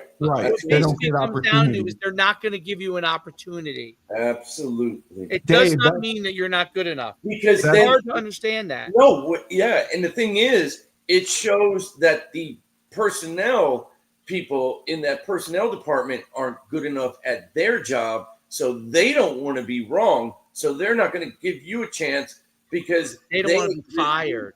They don't want to get fired. The scouting group works. This you don't know. Not the director of not the head, like the management level scouting guys. All the scouting guys are on year-to-year contracts. Absolutely. You know that? And they don't want to get fired. And the thing is, college. You're exactly right. And the thing is, though, is if they, like, for my personal example, they invested like $400,000 in Chris Sims already as a signing bonus or whatever. So they got to keep. They're not going to get rid of him to bring me on because now the team. They're like, no, we got to get his value back before we get rid of him. I mean, we are all products. We are, and you don't want to be the guy that brings in the wrong product. I'm just surprised you didn't get a practice squad with them. That's the only thing that surprised me. I know, exactly. But at that time, they already had 4 guys on the roster, 4 quarterbacks. Yeah. One of them was on IR. You know what the big deal? Now, I don't know who Shane's agent was. I'll tell you one of the things that's really important. We tried really, really hard to do this, but it doesn't always work this way. We tried really, really, because with free agents, you really don't have a lot of choice, right? Right. You got to take people that want you for the most part. But if I had a choice, like meaning I had a few teams interested in a guy, like that would usually be a guy that was going to get like a $5,000 to $10,000 signing bonus. So I had a guy that might have gotten more once too, but those are usually like the players who just missed getting drafted, like literally, like would have been if there was an 8th round. There we go, right? Yeah. Those guys, I tried. Me and Dan tried really, really hard. Tim Boyle was one of those guys. He's a shock. Right. We had this tight end from Southern Illinois who had a 4.1 shuttle at 6'7". Okay. Oh, who was one of those guys. He got a 10,000. Now he actually did. He probably only had to take one step to touch the one line. You're 100% right. He knew he was very good at it. He had to bend over. He could get low. It was amazing. Yeah. He actually, his name is Adam Feen. He was a fantastic athlete. Yeah. He wasn't fast. He was probably like a 4'9", 40 guy. Oh. But that's probably why he was at Southern Illinois. Right. And he played for the guy that you know, Shane. Yes, the quarterback. Great coach. Who I actually coached, and we ended up getting rid of him from a quarterback, and now he's coaching at Southern Illinois. He was a great guy, by the way. He let me get access to all his guys. Down humble, awesome. But anyway, he would tell me guys that represented his that he thought he's like, you can represent him, but I'm not sure. You know, how long did you do it for? Was it 9 years? You said 6 years. You did it for 6. Okay. But he had an unusually high number of guys. You my agent, Steve, because you are great at emphasizing numbers on the positive side. Mac Brown was at North Carolina for 15 years. Schuman was an agent for 9. Yes. But that's why I think Dave now could be an agent for NIL stuff. I hated it at the end. Yeah, but I think you should do it for the college kids. I hated getting fired when you did all the work to get them there. No matter how much you explained to the player how hard you worked to do something, they did not believe you. I'm just telling the truth. They literally did not believe you. I can't believe that. You were under the assumption that if you're good enough, you're going to make it. But that's not how it works. The truth is I have thick skin. Yeah. Like, I think I need to have less of an ego. Honestly, me and Dan need to have less of an ego. Say that one more time. We need to have less of an ego. No, but I think you could absolutely do NIL stuff and kill it. Yeah, that's what I think. Collecting the money from okay, so I'll give you the downside. The positive side is, great, he signs him for $1 million, and you're getting more percentage. Like maybe you might get 10%. Yeah, you get 100K. Yeah, awesome. But now collect that money. Yes. But you have it on paper, the one thing that was nice about the NFL was there were rules. So a player signed with you, it's 3%, and they had to 3%. pay you their percentage at the end of the season. Okay. Yeah. You had a certain window of time to pay it and all that kind of stuff. And you could go to arbitration if they didn't do it and all that kind of stuff. A player, you make $100,000 from a player. Player decides, usually family. Honestly, the truth is, it's not usually the player, the family. Usually family says, "Fuck him, he didn't do anything." Right. We'd have got that million anyway. Yeah. We'd have got that million anyway from them. Well, Shane got us $2 million. I ain't paying him 100 G's. Okay. Now what? Now what? I talked to Carl You're Bond. Spend 100 G's trying to collect that money. Yeah, that's true. I talked to Carl Bond. I talked to Julius Trench's Dave. They have guys who are Division I FBS prospects, 10th grade. Why wouldn't you take them and try to get them NIL money? Nope. You know what I would call because you don't think you get get Drew Rosenhaus. Hello, Drew. He'll go. Are they signing with Alabama, Tennessee? Yes, they're signing with one of those schools. He'll go. Okay, I'll give him my number. We'll send them to a guy who does this every single day, who has 10 guys working for him. Now, I think you could get better service from a smaller agent like me? Absolutely. Right. You're a big. Personal. It's more personal, but you need a guy. But for Rutgers, for the Jersey kids that are going to Rutgers, why? There is a guy that does it in Jersey, actually. Why, but I'm saying, why couldn't you do it? I don't want to do it. Purely because you don't want to. Okay. I have no desire to be in. But you don't think you could have success doing it? I used to call it bad money. Okay, meaning bad money. Dude, let me explain to you what would have to happen for you to land a deal. Okay, it could be look. I could tell you this: if my son is that good, I now know how to handle everything because I've been. If he becomes that kind of a player, I know what to do because I was an agent, and I know how the players think about it as well. Yeah, okay, so I would know how to handle it the right way. Now I would be easy to deal with because I understand all those things, and I would know what the value is, and I would find the right guy for it, whether it was a big agent or a small agent. I would find the right guy. Most people don't know who to go to. Okay, and you're right. There are a lot of people that probably say, "Oh, Dave, I would go to you because." Well, I just think because of the connections you have. Here's what happens, though. Here's what happens. This is exactly what's going to happen. You go and you represent somebody, and you negotiate an NIL deal. Let's say with Bleeding Blue for a kid. For a kid, he's coming to Yukon, and he gets X amount of dollars, and you have a contract with him, and you're going to get paid X percentage of that. Okay, so. That player is going to go to Yukon. When he goes to Yukon, the second he gets an NIL deal, every agent in America understands that he's getting an NIL deal. And they're all calling him saying, I can get you more than Dave got you. Absolutely. I just absolutely. They're all going to call. There's no protection. Jerry Maguire was not based off of fiction. That was based off of reality. No, I just thought the agent had more protection. You know who I could represent and get. You know the kids I coach in my youth program. If a few of those kids went on and went and played Division I, Brock, you get Brock. I've been around those kids since the time they were kids. Yeah, I know their parents and I hang out with their parents. Yep. I could probably represent. Yep. Okay. But so you're saying, maybe the next town over who might know me and that kind of thing. I think you're pretty well known, but you're saying you wouldn't do it purely because you think you would get poached. You'd get a kid a deal and then he'd get called by 5 other agents. I don't like the feeling of being because there's no rules. Yeah. There are people that don't mind it. Me personally, I don't like the feeling of somebody looking at me and saying, I don't think you're doing a good enough job when you are doing a good job. Now, there are some appreciative people. That Tim Boyle was very appreciative. That's the Trey competitive Edmonds aspect. was very appreciative. They were great people. Okay, Adam Feen was great. Nate Wozniak, who was in the league for a few years, I'd stopped being an agent, but he was I helped him get his next agent. Okay, they were great guys. Okay, great guys. So those guys would not be in that category.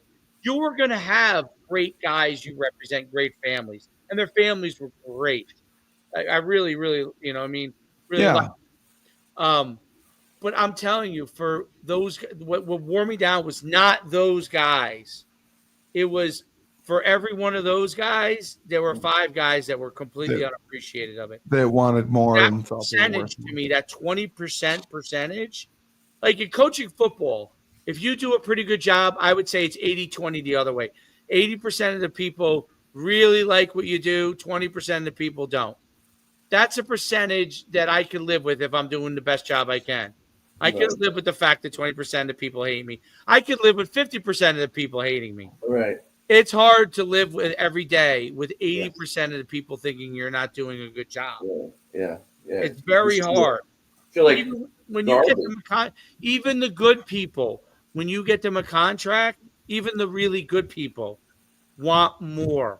Absolutely. Well, they all do. I get that. Dave, do you think that they'll put some sort of regulation on NIL agents? Some point, so to speak. I don't know. Yeah. But it's going to be hard because college is different. College is not like the NFL where it's really a pure business. They have collective bargaining. Yeah. They have, they have a union. They're protected. I can't think of his name, but the guy is the head of the union. DeMaurice Smith. Half the people, DeMaurice people. Half of them love him, half of them hate him. But DeMaurice Smith has a process of how he goes through everything. Like I always said that, like, I don't care whether you like him or hate him. Hate the union or like the union. There are things I hated about the union. There were things I liked about the union. There was a process to it which helped make the NFL a better place, right? Now, there's some unions that I think are terrible in business. I think the NFL, there's always ways you can improve the union, but for the most part, I think it's helpful to the NFL process, okay?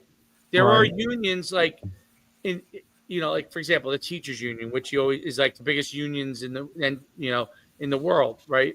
Those unions, there are people that argue it's good. There are people that argue it's bad. There are things that are good about the union in protecting teachers.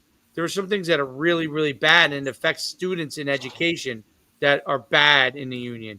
Now, I don't know if a teachers union is good or bad. I really don't know the answer to that. But because I'm not in it to every single day, I'm an outsider. But having been in the NFL portion of it, and you know me, I'm a capitalist. So I'm saying this as a capitalist who probably, for the most part, is probably more on the unions aren't that good side of it. But I think there are places where the union is more. I think the NFL, there is a very level of importance that the union. I think at some point for NIL, there is going to be a need for some form of unionization. Like coal mining. It's at its infancy. Coal mining. It's so young. It's so young. Coal mining, there was no union initially, right? Like you see the songs, like some of my favorite country songs. The Van Leer the coal miner, the guy who owned the company, owned the whole town. Shane, growing up in Pennsylvania, even though his town was a coal, you probably know of people that were involved in factories that, basically back in the day, they owned. Everything was unionized. Right now, everything's unionized. Workers, coal miners. Yep. Like you needed some level of unionization in coal at some point because Carnegie's of the world were basically they basically owned these people, right? I mean, they weren't slaves, but it was a monopoly, right? Absolutely. So, but Dave, like with your program that you help with recruits and everything, do they ever ask you about that NIL stuff and ask if you can help with that? I became an agent originally in the NFL. Yeah, people that were coming through my program were like, I'm gonna give you one example. Eric Ebron. Okay. Yep. You know who Eric Ebron is? Yep. Yeah. Shane definitely knows North Carolina. He played in our Another old one. war game. Yeah, and you know Michael Dowdy, right, Shane? Absolutely. Yeah. You know who Michael Dowdy is, Steve? Yeah. How do you know who Michael Dowdy is? Because you said so. Oh, okay. Great answer. Great answer. I don't know Michael. So Michael Well, Dowdy Ebron. worked our events. He was from Yeah. North Carolina. Yeah. I didn't know exactly how his level, but he basically helped raise Eric Ebron. He's friends with very, very good relationship with him. And when Eric Ebron knew his mother really well, when Eric Ebron was coming out, he had come through our camp, coming out of the NFL. Oh, sorry. I thought the closet. NFL. So when he played in our old world game, he had come through our programs, and Michael was one of the coaches in our programs. This was around 2013. Michael was looking for an agent. I was not an agent yet, and they were trying to navigate it. Okay, now Eric Ebron ended up signing with Bus Cook, who's one of the biggest power broker. He's Brett Favre's agent. Okay, yeah. Bus Cook's a huge agent, but when he was going through that process, he didn't know when he was going on. So I connected him with a few people, like Sports Stars, which is a big agency, a few people, right? And they kind of knew me. And that was kind of how a few other people at that time, Mariota, I had talked to their parents. Right. Okay, I known them. So I kind of had some conversations with their parents about it. And that's when I was like, people were like, maybe you should start doing that. And I was like, I don't know. Yeah, right. And that's kind of how I got it. So the same thing will happen in NIL, is happening in NIL. I learned from that process that two things: just because they know you doesn't mean they're going to go with you. Correct.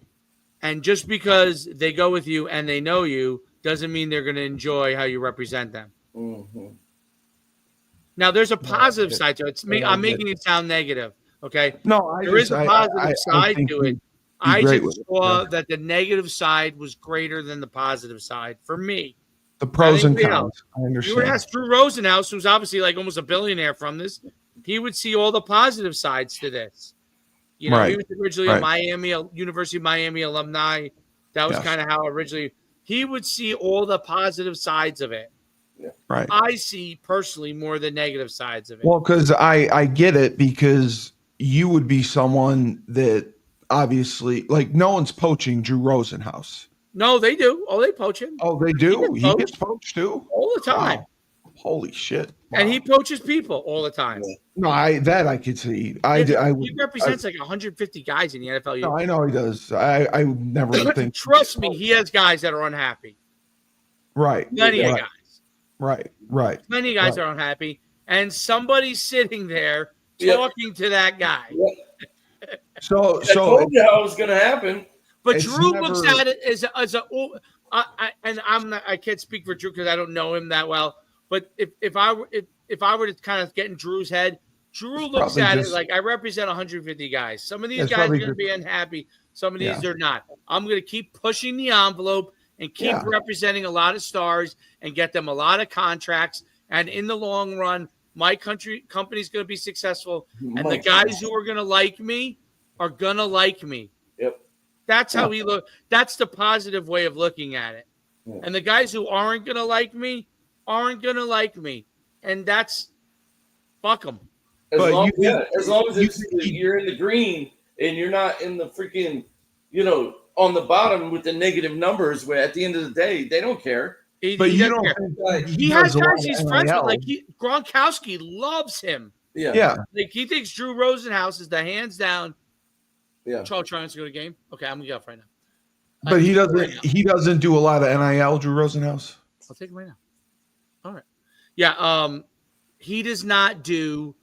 No, he does a lot of NIL. I've seen his. He does. Okay. Yeah, I deal with them because they're interested in people doing camps with you and stuff. So I know the roster. He has a lot of guys, and and he's got a lot of college guys. A lot. Okay. Yeah. The only reason I asked was Shank has some guys and Julius has some guys that are FBS level. So that's why I their asked. FBS level is not enough to maybe draw a Drew. You know Well, what I mean? no, Like, I mean you. I was thinking you. oh Drew. yeah. So for me, like, listen, if I was to ever do it again, I would want a team. Like, I would want to have do it alone. you, Yes. Shane, Yeah. Shank. I would want a team of guys that I know how I would do go it, to work. but it would have to be a team of guys that were willing to. Basically, you're working for free, dude. Like, it's not like in the NFL. I was working for free until I got that check.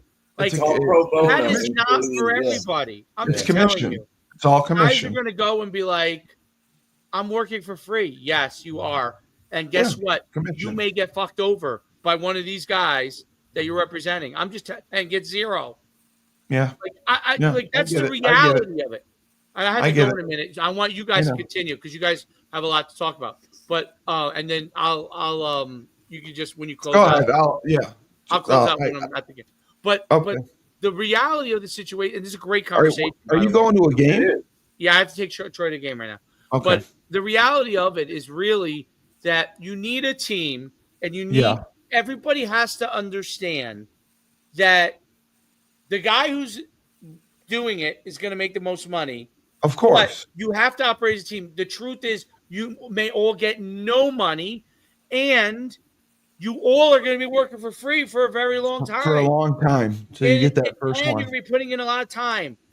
I'm just telling you like, I know how it works because I'm an entrepreneur, and I've been willing to do that a lot, so I understand it. If guys who have had jobs, quote unquote, it's going to be hard for them to it's an adjustment. Function in that environment. Mm-hmm. Correct. It's a hard environment to it's not any one particular person, but let's say you were a teacher and you coached, you wanted to do this.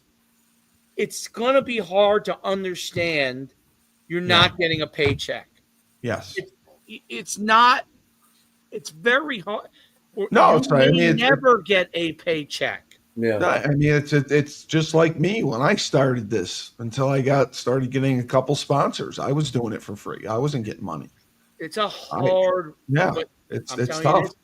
That's hard. Being an entrepreneur is hard. Yeah. Representing people who a lot of times may fuck you over, even if you know them really well. Right. Money. Yeah. Okay. Money, big money changes everything. Changes the way people think about things. Absolutely. I don't change the way I think because of money. Okay, because I've been at the top and I've been at the bottom. Yeah, I mean, but I'm saying it changes people. People who haven't had money before. Yes, I'm telling you, it changes the way people think about things. 100%. It's 100%. Very, and having been in it, like I've worked with people that their parents were NFL players. Yeah, and it was hard for their kids to understand it. Yeah. And their parents were advising them properly. Right. Okay. But the kids. It's still hard for them to understand it. And now you're pushing it down to a younger age group where 19? Hell fucking no, I wouldn't understand that shit. No, I 100% would be like, what the fuck is this guy doing? He ain't doing the job. I get it. I mean, in 19, I didn't know shit. I get it. What I mean? Like, I get it. But I'm telling you, the only way to do it, it can be done if you go formulate a team of 6 or 7 guys that are willing to. No, I don't want to do it. I thought you would be good. I'm just making a point. You would be good at doing it. There's a way to do it. You got to do it that way, and everyone's got to be willing to go make nothing for a very long time. I understand. Okay. And and more than likely, one guy's going to say, "I'm responsible for bringing this guy. I should get more." Yeah. And he's going to get mad, and he's going to leave the group. And those guys are going to be your friend. Yes. Yeah. Understood. All right. And you got to separate. You got to be able to separate and not take it personally. Those guys are going to be your friend. That's too hard. Yeah. All right. I've been an owner. Shane knows that. I've been an owner of a company. Those guys were my friends, dude. I know, man. They didn't get the pay raise they wanted. Yes. They didn't get the position they wanted. I'm telling you, they ain't my friends anymore. They don't want to even talk to me. Yeah. On the dime. They hate me. Some of them hate me. Nobody hates you. They don't know. They don't hate you. You know what's crazy though? I'm telling you, people hate don't me. understand what the work that you put in. And I understand why they hate. I understand from their perspective why they hate. Yes, and you don't take it personal, though. No. That's the thing. It's business. No, it's business. It's business. But these are guys I enjoyed being around. I'm just telling you. Yeah. There were people that literally, if you were to mention my name to them, they would tell you, "Fuck that guy." Yeah. He's a dirtbag. He's an asshole. I'm telling you. Yeah, that's sad. It's the truth. Yeah. Business is how it is, dude. Business. No, I know. The NFL taught me. I didn't understand that part until I was in the NFL. Like I always thought, like, why don't they like me anymore? When I was in the NFL, like I learned very quickly why people. It doesn't have anything to do with you personally. It's just money. Now, for them, it's personal. They hate you. Yeah, but it's money, man. It's money. Yeah. It's money. No doubt. Husky Huddle. Are you good at 11 tomorrow, or did you want noon? Probably earlier is probably better. Okay.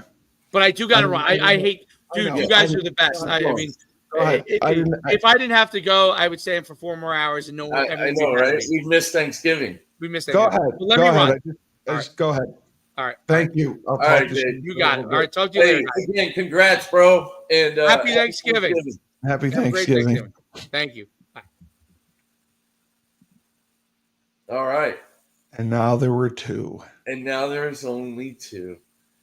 So who did we not talk about? The Bills and the Jets, really, huh? Well, I just wanted to get your thoughts again. Daniel Jones gets, first of all, benched. Then he gets cut. Yeah. Well, they had to do that financially. They didn't have to do it financially. It was if he got injured, then they would have been on the hook. I guess that's kind of where I was going there with that. But he got all his guaranteed money. They don't owe him anything. He was going to be gone at the end of the season anyway. I thought that he handled it professionally. He handled it well. I think it was a mistake to go to Tommy Cutlets, and you're paying Drew Lock $5 million and you don't play him. I think that's nuts. Yeah. I think Joe Shane and Dayball need to go. They do. It's just sad. Because they put that team in a bad situation. Look at how much money they invested into one position. And then $180 million, 4-year contract, and 2 years in, he's gone. Yeah. And again, like I said to you, if I'm the GM and, we're having a staff meeting with the coaches in July before camp starts, we're going over the roster and I'm looking at it and I'm thinking to myself, boys, we got it. This is it. Yeah. We got the squad. We're going to win the NFC East. We're going to go to the Super Bowl. Look at this. Look at all this talent we have. If that's what they said, they all should be shot. Absolutely. It's not even close. You let like you said earlier, you let your by far best player on the team. Your only dynamic offensive. Only exactly. Well said. And probably potential MVP of. He is. He's in the MVP race, and it was over $3 million. $3 million. That's all it was. It's disgusting. It is. If it were a quarterback, it wouldn't even be a question. Nope. And that's nonsense. That's why they went with Daniel Jones. They felt. I truly believe everybody's in this whole mindset of running backs are replaceable. Receivers are replaceable. Look at Cincinnati with the receiver they signed to the extension. T. Higgins or Hayes or Chase, Jamar Chase. Yeah. Yep. But both of them, Chase and Higgins, the fact that they kept both of them allows Jamar Chase to get more one-on-one matchups. Exactly. You got to worry about Higgins. Exactly. They paid that. Now they got to put money into their defense. But my point of that example is, oh my God, $3 million is not a lot of money in the NFL. I didn't even know this. Daniel Jones just got signed. Oh, he did? By who? He just got signed an hour ago. By the Minnesota Vikings. What a great backup to have. You know what? It honestly is. And Kevin O'Connell, the head coach, resurrected Sam Darnold's career. Absolutely. I mean, now the problem is J.J. McCarthy is coming back from injury next year. He was the first-round draft pick. I'm sure Daniel Jones is probably on a 1-year contract then. Yeah, he is. Yeah, they're just finishing out his deal now, which the Giants are paying for anyway. Like the Vikings won't pay him anything. Yeah. Everything will come from the Giants. Dude, but 27 years old. He's probably a great team guy. He is. He is a great team guy. I mean, he's had some injury problems. You got to understand. He had 4 different head coaches since his time. You know, yep. He had McAdoo. He had Shermer, Joe Judge, and now Daboll. He's had different offensive coordinators. So he was never put in a position to succeed with consistent coaching. I think that's huge. You know, you're learning a new system every year. You're never getting comfortable. Absolutely. But Darnold, go ahead. I was going to say real quick, Daniel Jones, the thing about it is he's never been on the practice squad, so he's still potentially – they could pay him whatever he's getting paid, and he doesn't even have to, like, suit up. Well, yeah. I mean, and take a roster spot. You know what I'm saying? Yeah. What happened was he cleared waivers, so now he's just going to get paid by the – okay, no, I'm sorry. The Vikings signed him, but they signed him for the minimum. He's going to get paid $375,000 for the remainder of the season, and they're going to put him on the practice squad to start. Oh, they are? Okay. Yes, because they have a couple quarterbacks right now, and until he learns the system, then they would move him up. Now their concern is he could get signed off the practice squad and go somewhere else. That's what he's worried about. Yeah, but the thing is, the Vikings will have an opportunity then to match that and activate him. Yes. But Minnesota's quarterback depth chart is not good. I mean, they have Darnold, then the backup is Nick Mullins and Brett Rippon, and both when they had to play were awful. Is Brett Rippon Mark Rippon's son? Correct. Remember him? Yes. Yeah. Okay. So they need a quality backup, and he at least can do that. Yeah. And then it says going into 2025, there's only one quarterback under contract, and that's McCarthy. Yeah. Darnold was only on a 1-year deal. Now Jones is, he's on a 1-year deal. Right. So he could definitely come back. Dude, they're in a great position. Minnesota just put themselves in a great position. I personally think really Daniel Jones, you can win with him. Absolutely. He had look dog at all the ex-Giant football players that are balling right now on other teams. There's like 2-3 of them. Yeah. I mean, he had dog shit in New York. Yeah, absolutely. So this is good. You know what? I'm happy. Yeah, I'm happy that's a happy Thanksgiving for him that he got signed. No doubt about that. Really good. Now living in Minnesota, it's a beautiful city, but it's really cold. Oh, it's cold as hell. But it's I'm sure feeling warm now. It's not like Buffalo. I just wanted to check. Nice segue. Well, no, I just wanted to check. I didn't know. I don't see Buffalo. Okay. Maybe Buffalo is off this week. Maybe this is their bye week. They have the Niners. Oh no, they're playing the Niners. Oh wow. So they got flexed to the night game. Yeah. They're playing San Francisco. Mm-hmm. That's going to be a big one. They're -7 against San Francisco. But that's at home, though. Yep, they're home. San Francisco's been down. They've been, they've had injuries. They're 5-6, but they're still in good shape for the AFC West. Because NFC West. the NFC West. They're still only a game out, so they could go on a run and come back. Yeah.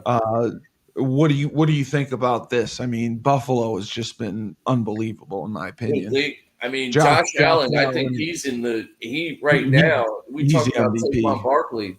I think he's right now. Josh Allen is, in my opinion, I think he's a little bit ahead of Saquon. Yeah, Saquon has maybe more magical plays. He is ahead of him. Yeah, but I think Josh Allen. I mean, you look at that run he had against the Chiefs to like seal the deal. That game was a one-score game until he made that run and sealed the deal there.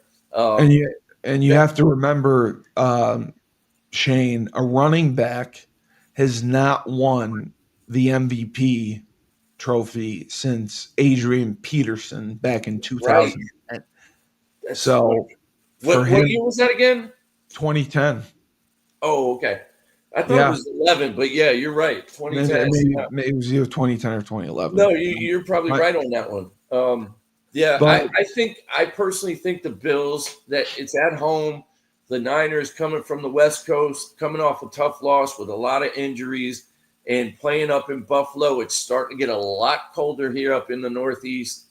I don't see the Niners really pulling this one out, even though if they win this is a big game for the Niners. But this is a opportunity for the Bills to really separate themselves in the AFC against Kansas City, because Kansas City lost again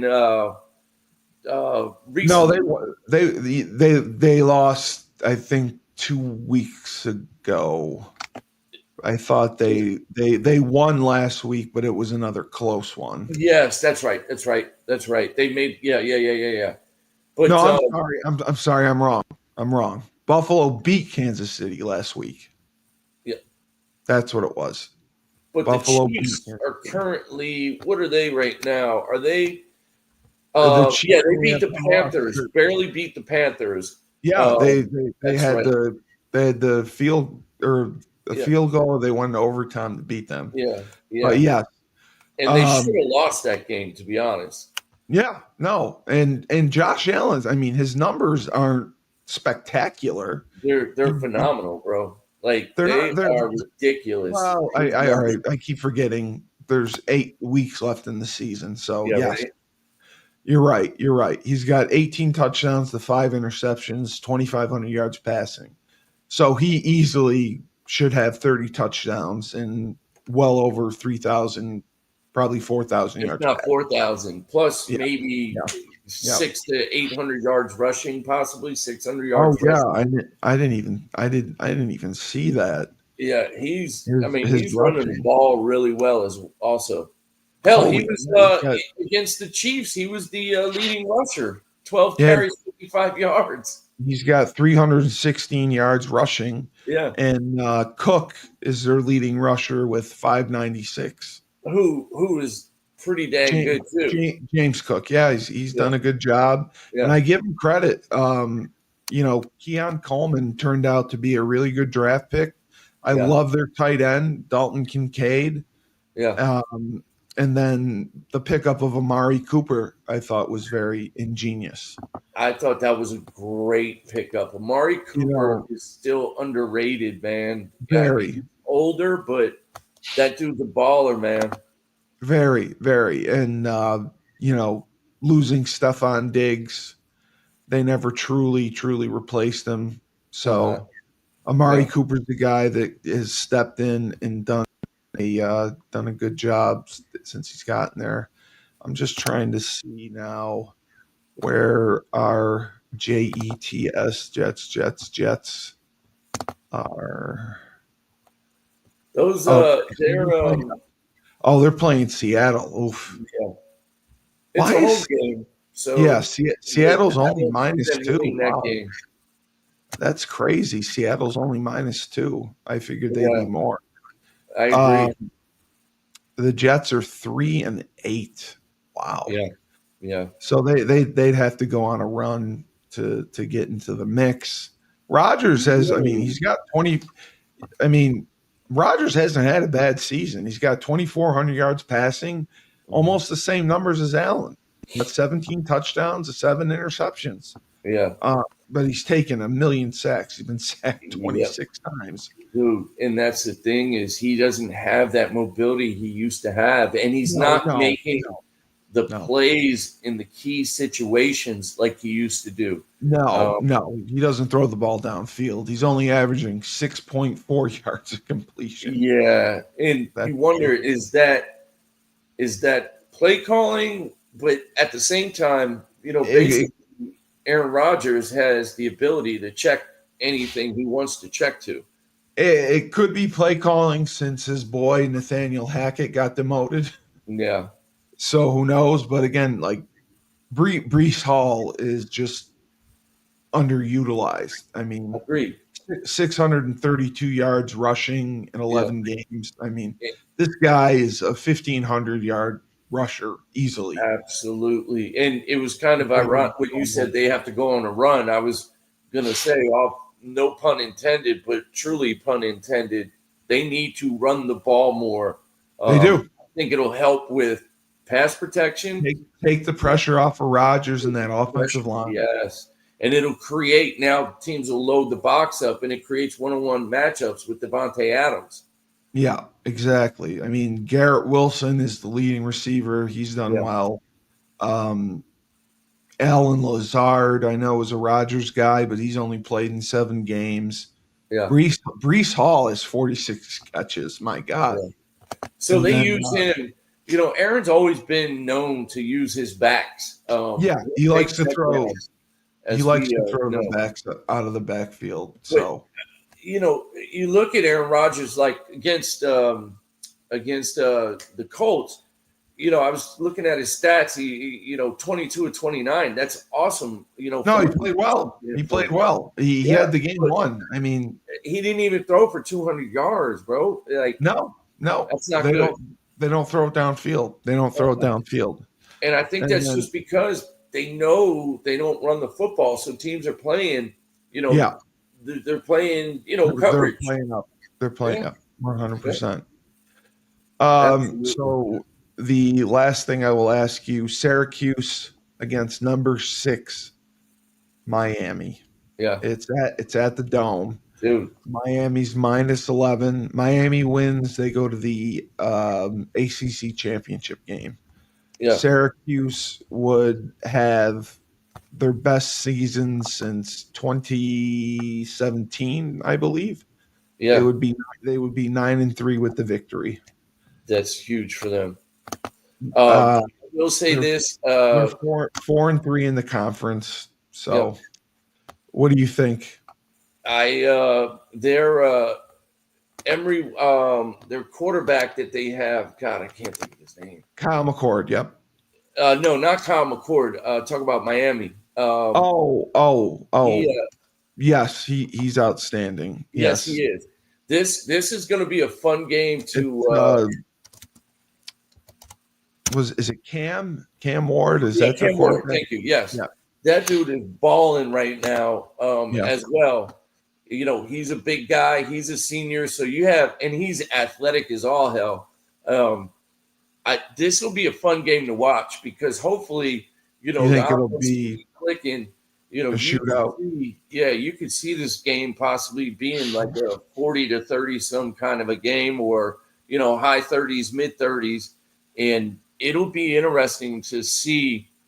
I think the team who has the ball last, especially with it being at the Dome, there's going to be a lot of orange in the Dome with Syracuse and Miami playing. But the U, I think they pull it out, no doubt. I don't know if Syracuse is at that level yet. The ACC down. Yeah. I think the U beats the hell out of them. Because if they're in a barn burner with Yukon and winning 31-24, where they could have easily lost, the U could come in there and just thrash them. So I don't think Syracuse's defense is going to be able to slow Cam Ward and the U down.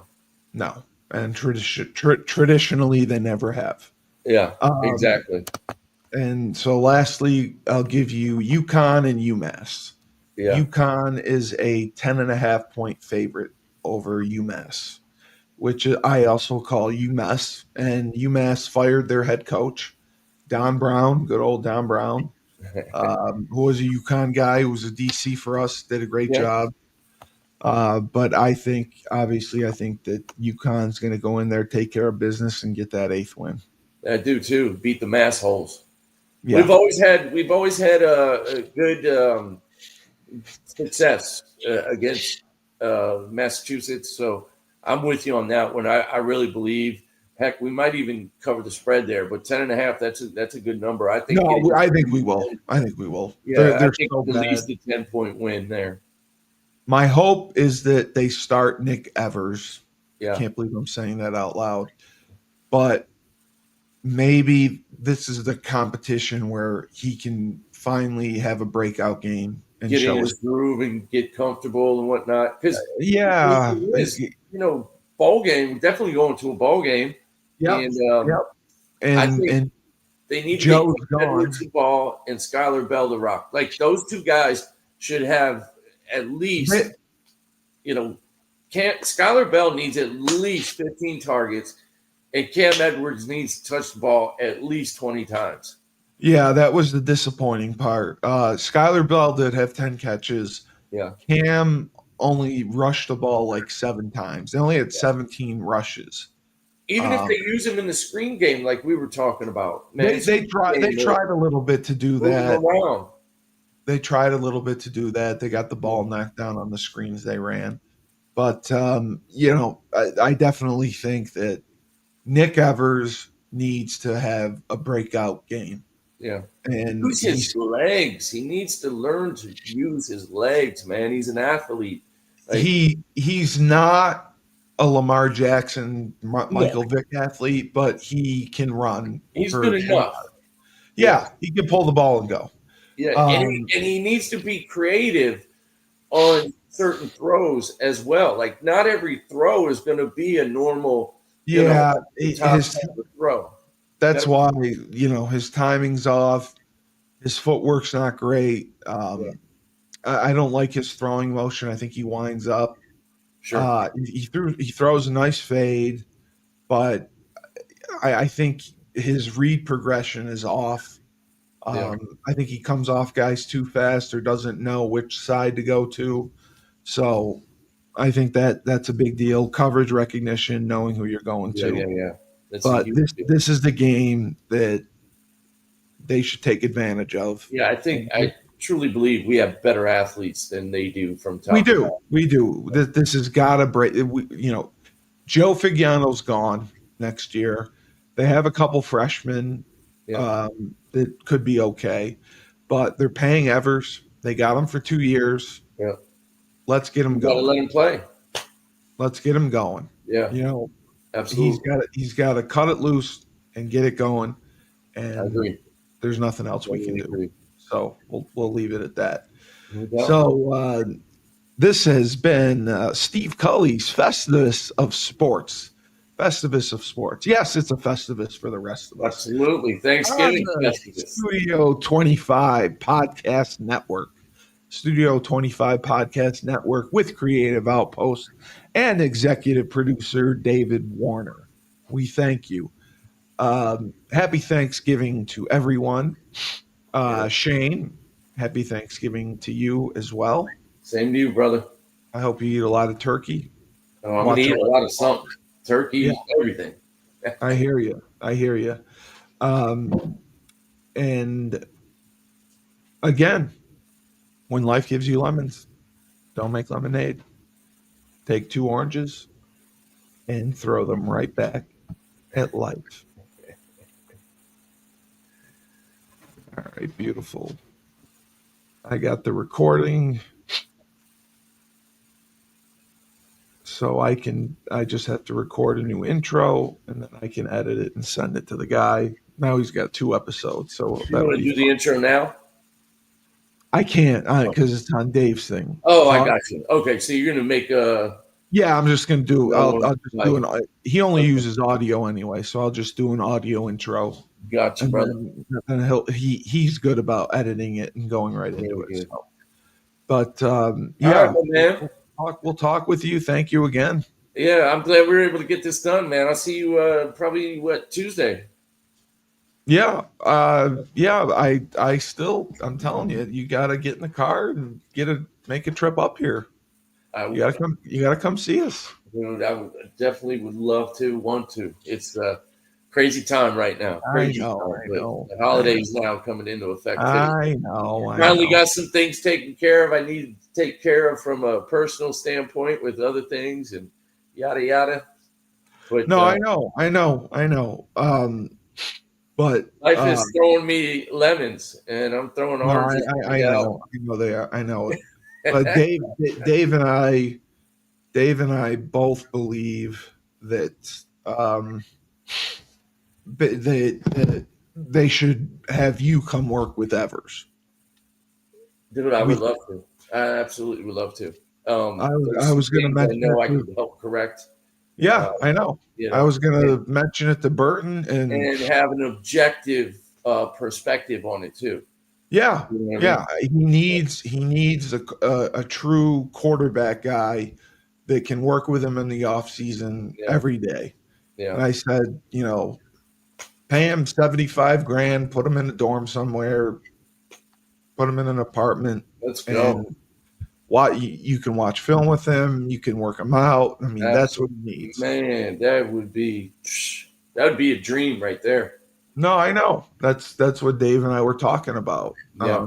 Because all these quarterbacks have quarterback guru coaches that they work with right in the off season. So we don't, and he needs one.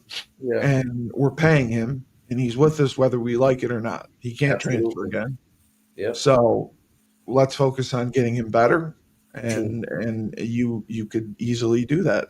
Yeah. And I think Dave definitely should do NIL with all the recruiting. Yeah, that would be a good move. Hey, so here's our plug to Yukon alum. We want to get better next year. Let's do it. Yeah, no, they watch it. Believe me. I just I definitely think that you can go in there and work with them and get his footwork ready. You can the zone read stuff, the play action, the timing on the 3-step routes. That's all stuff he needs to work on. Absolutely. So that's what. And then I think Dave needs to be an NIL guy. Yeah. Anyone can do. I'll do it, but I think with the contacts he has, I think I didn't know they poach people like that. I had no idea. Yeah, absolutely. Like that. Hey, listen, brother, I'm going to get going myself. I got to get ready. I'm heading out here in about 30, 40 minutes. Have a happy Thanksgiving. I talked to Carl Bond. He wants to do the show. Awesome. Really excited about it. Yeah. They're playing today, and then they're in the playoffs. That's right. They're a Thanksgiving game.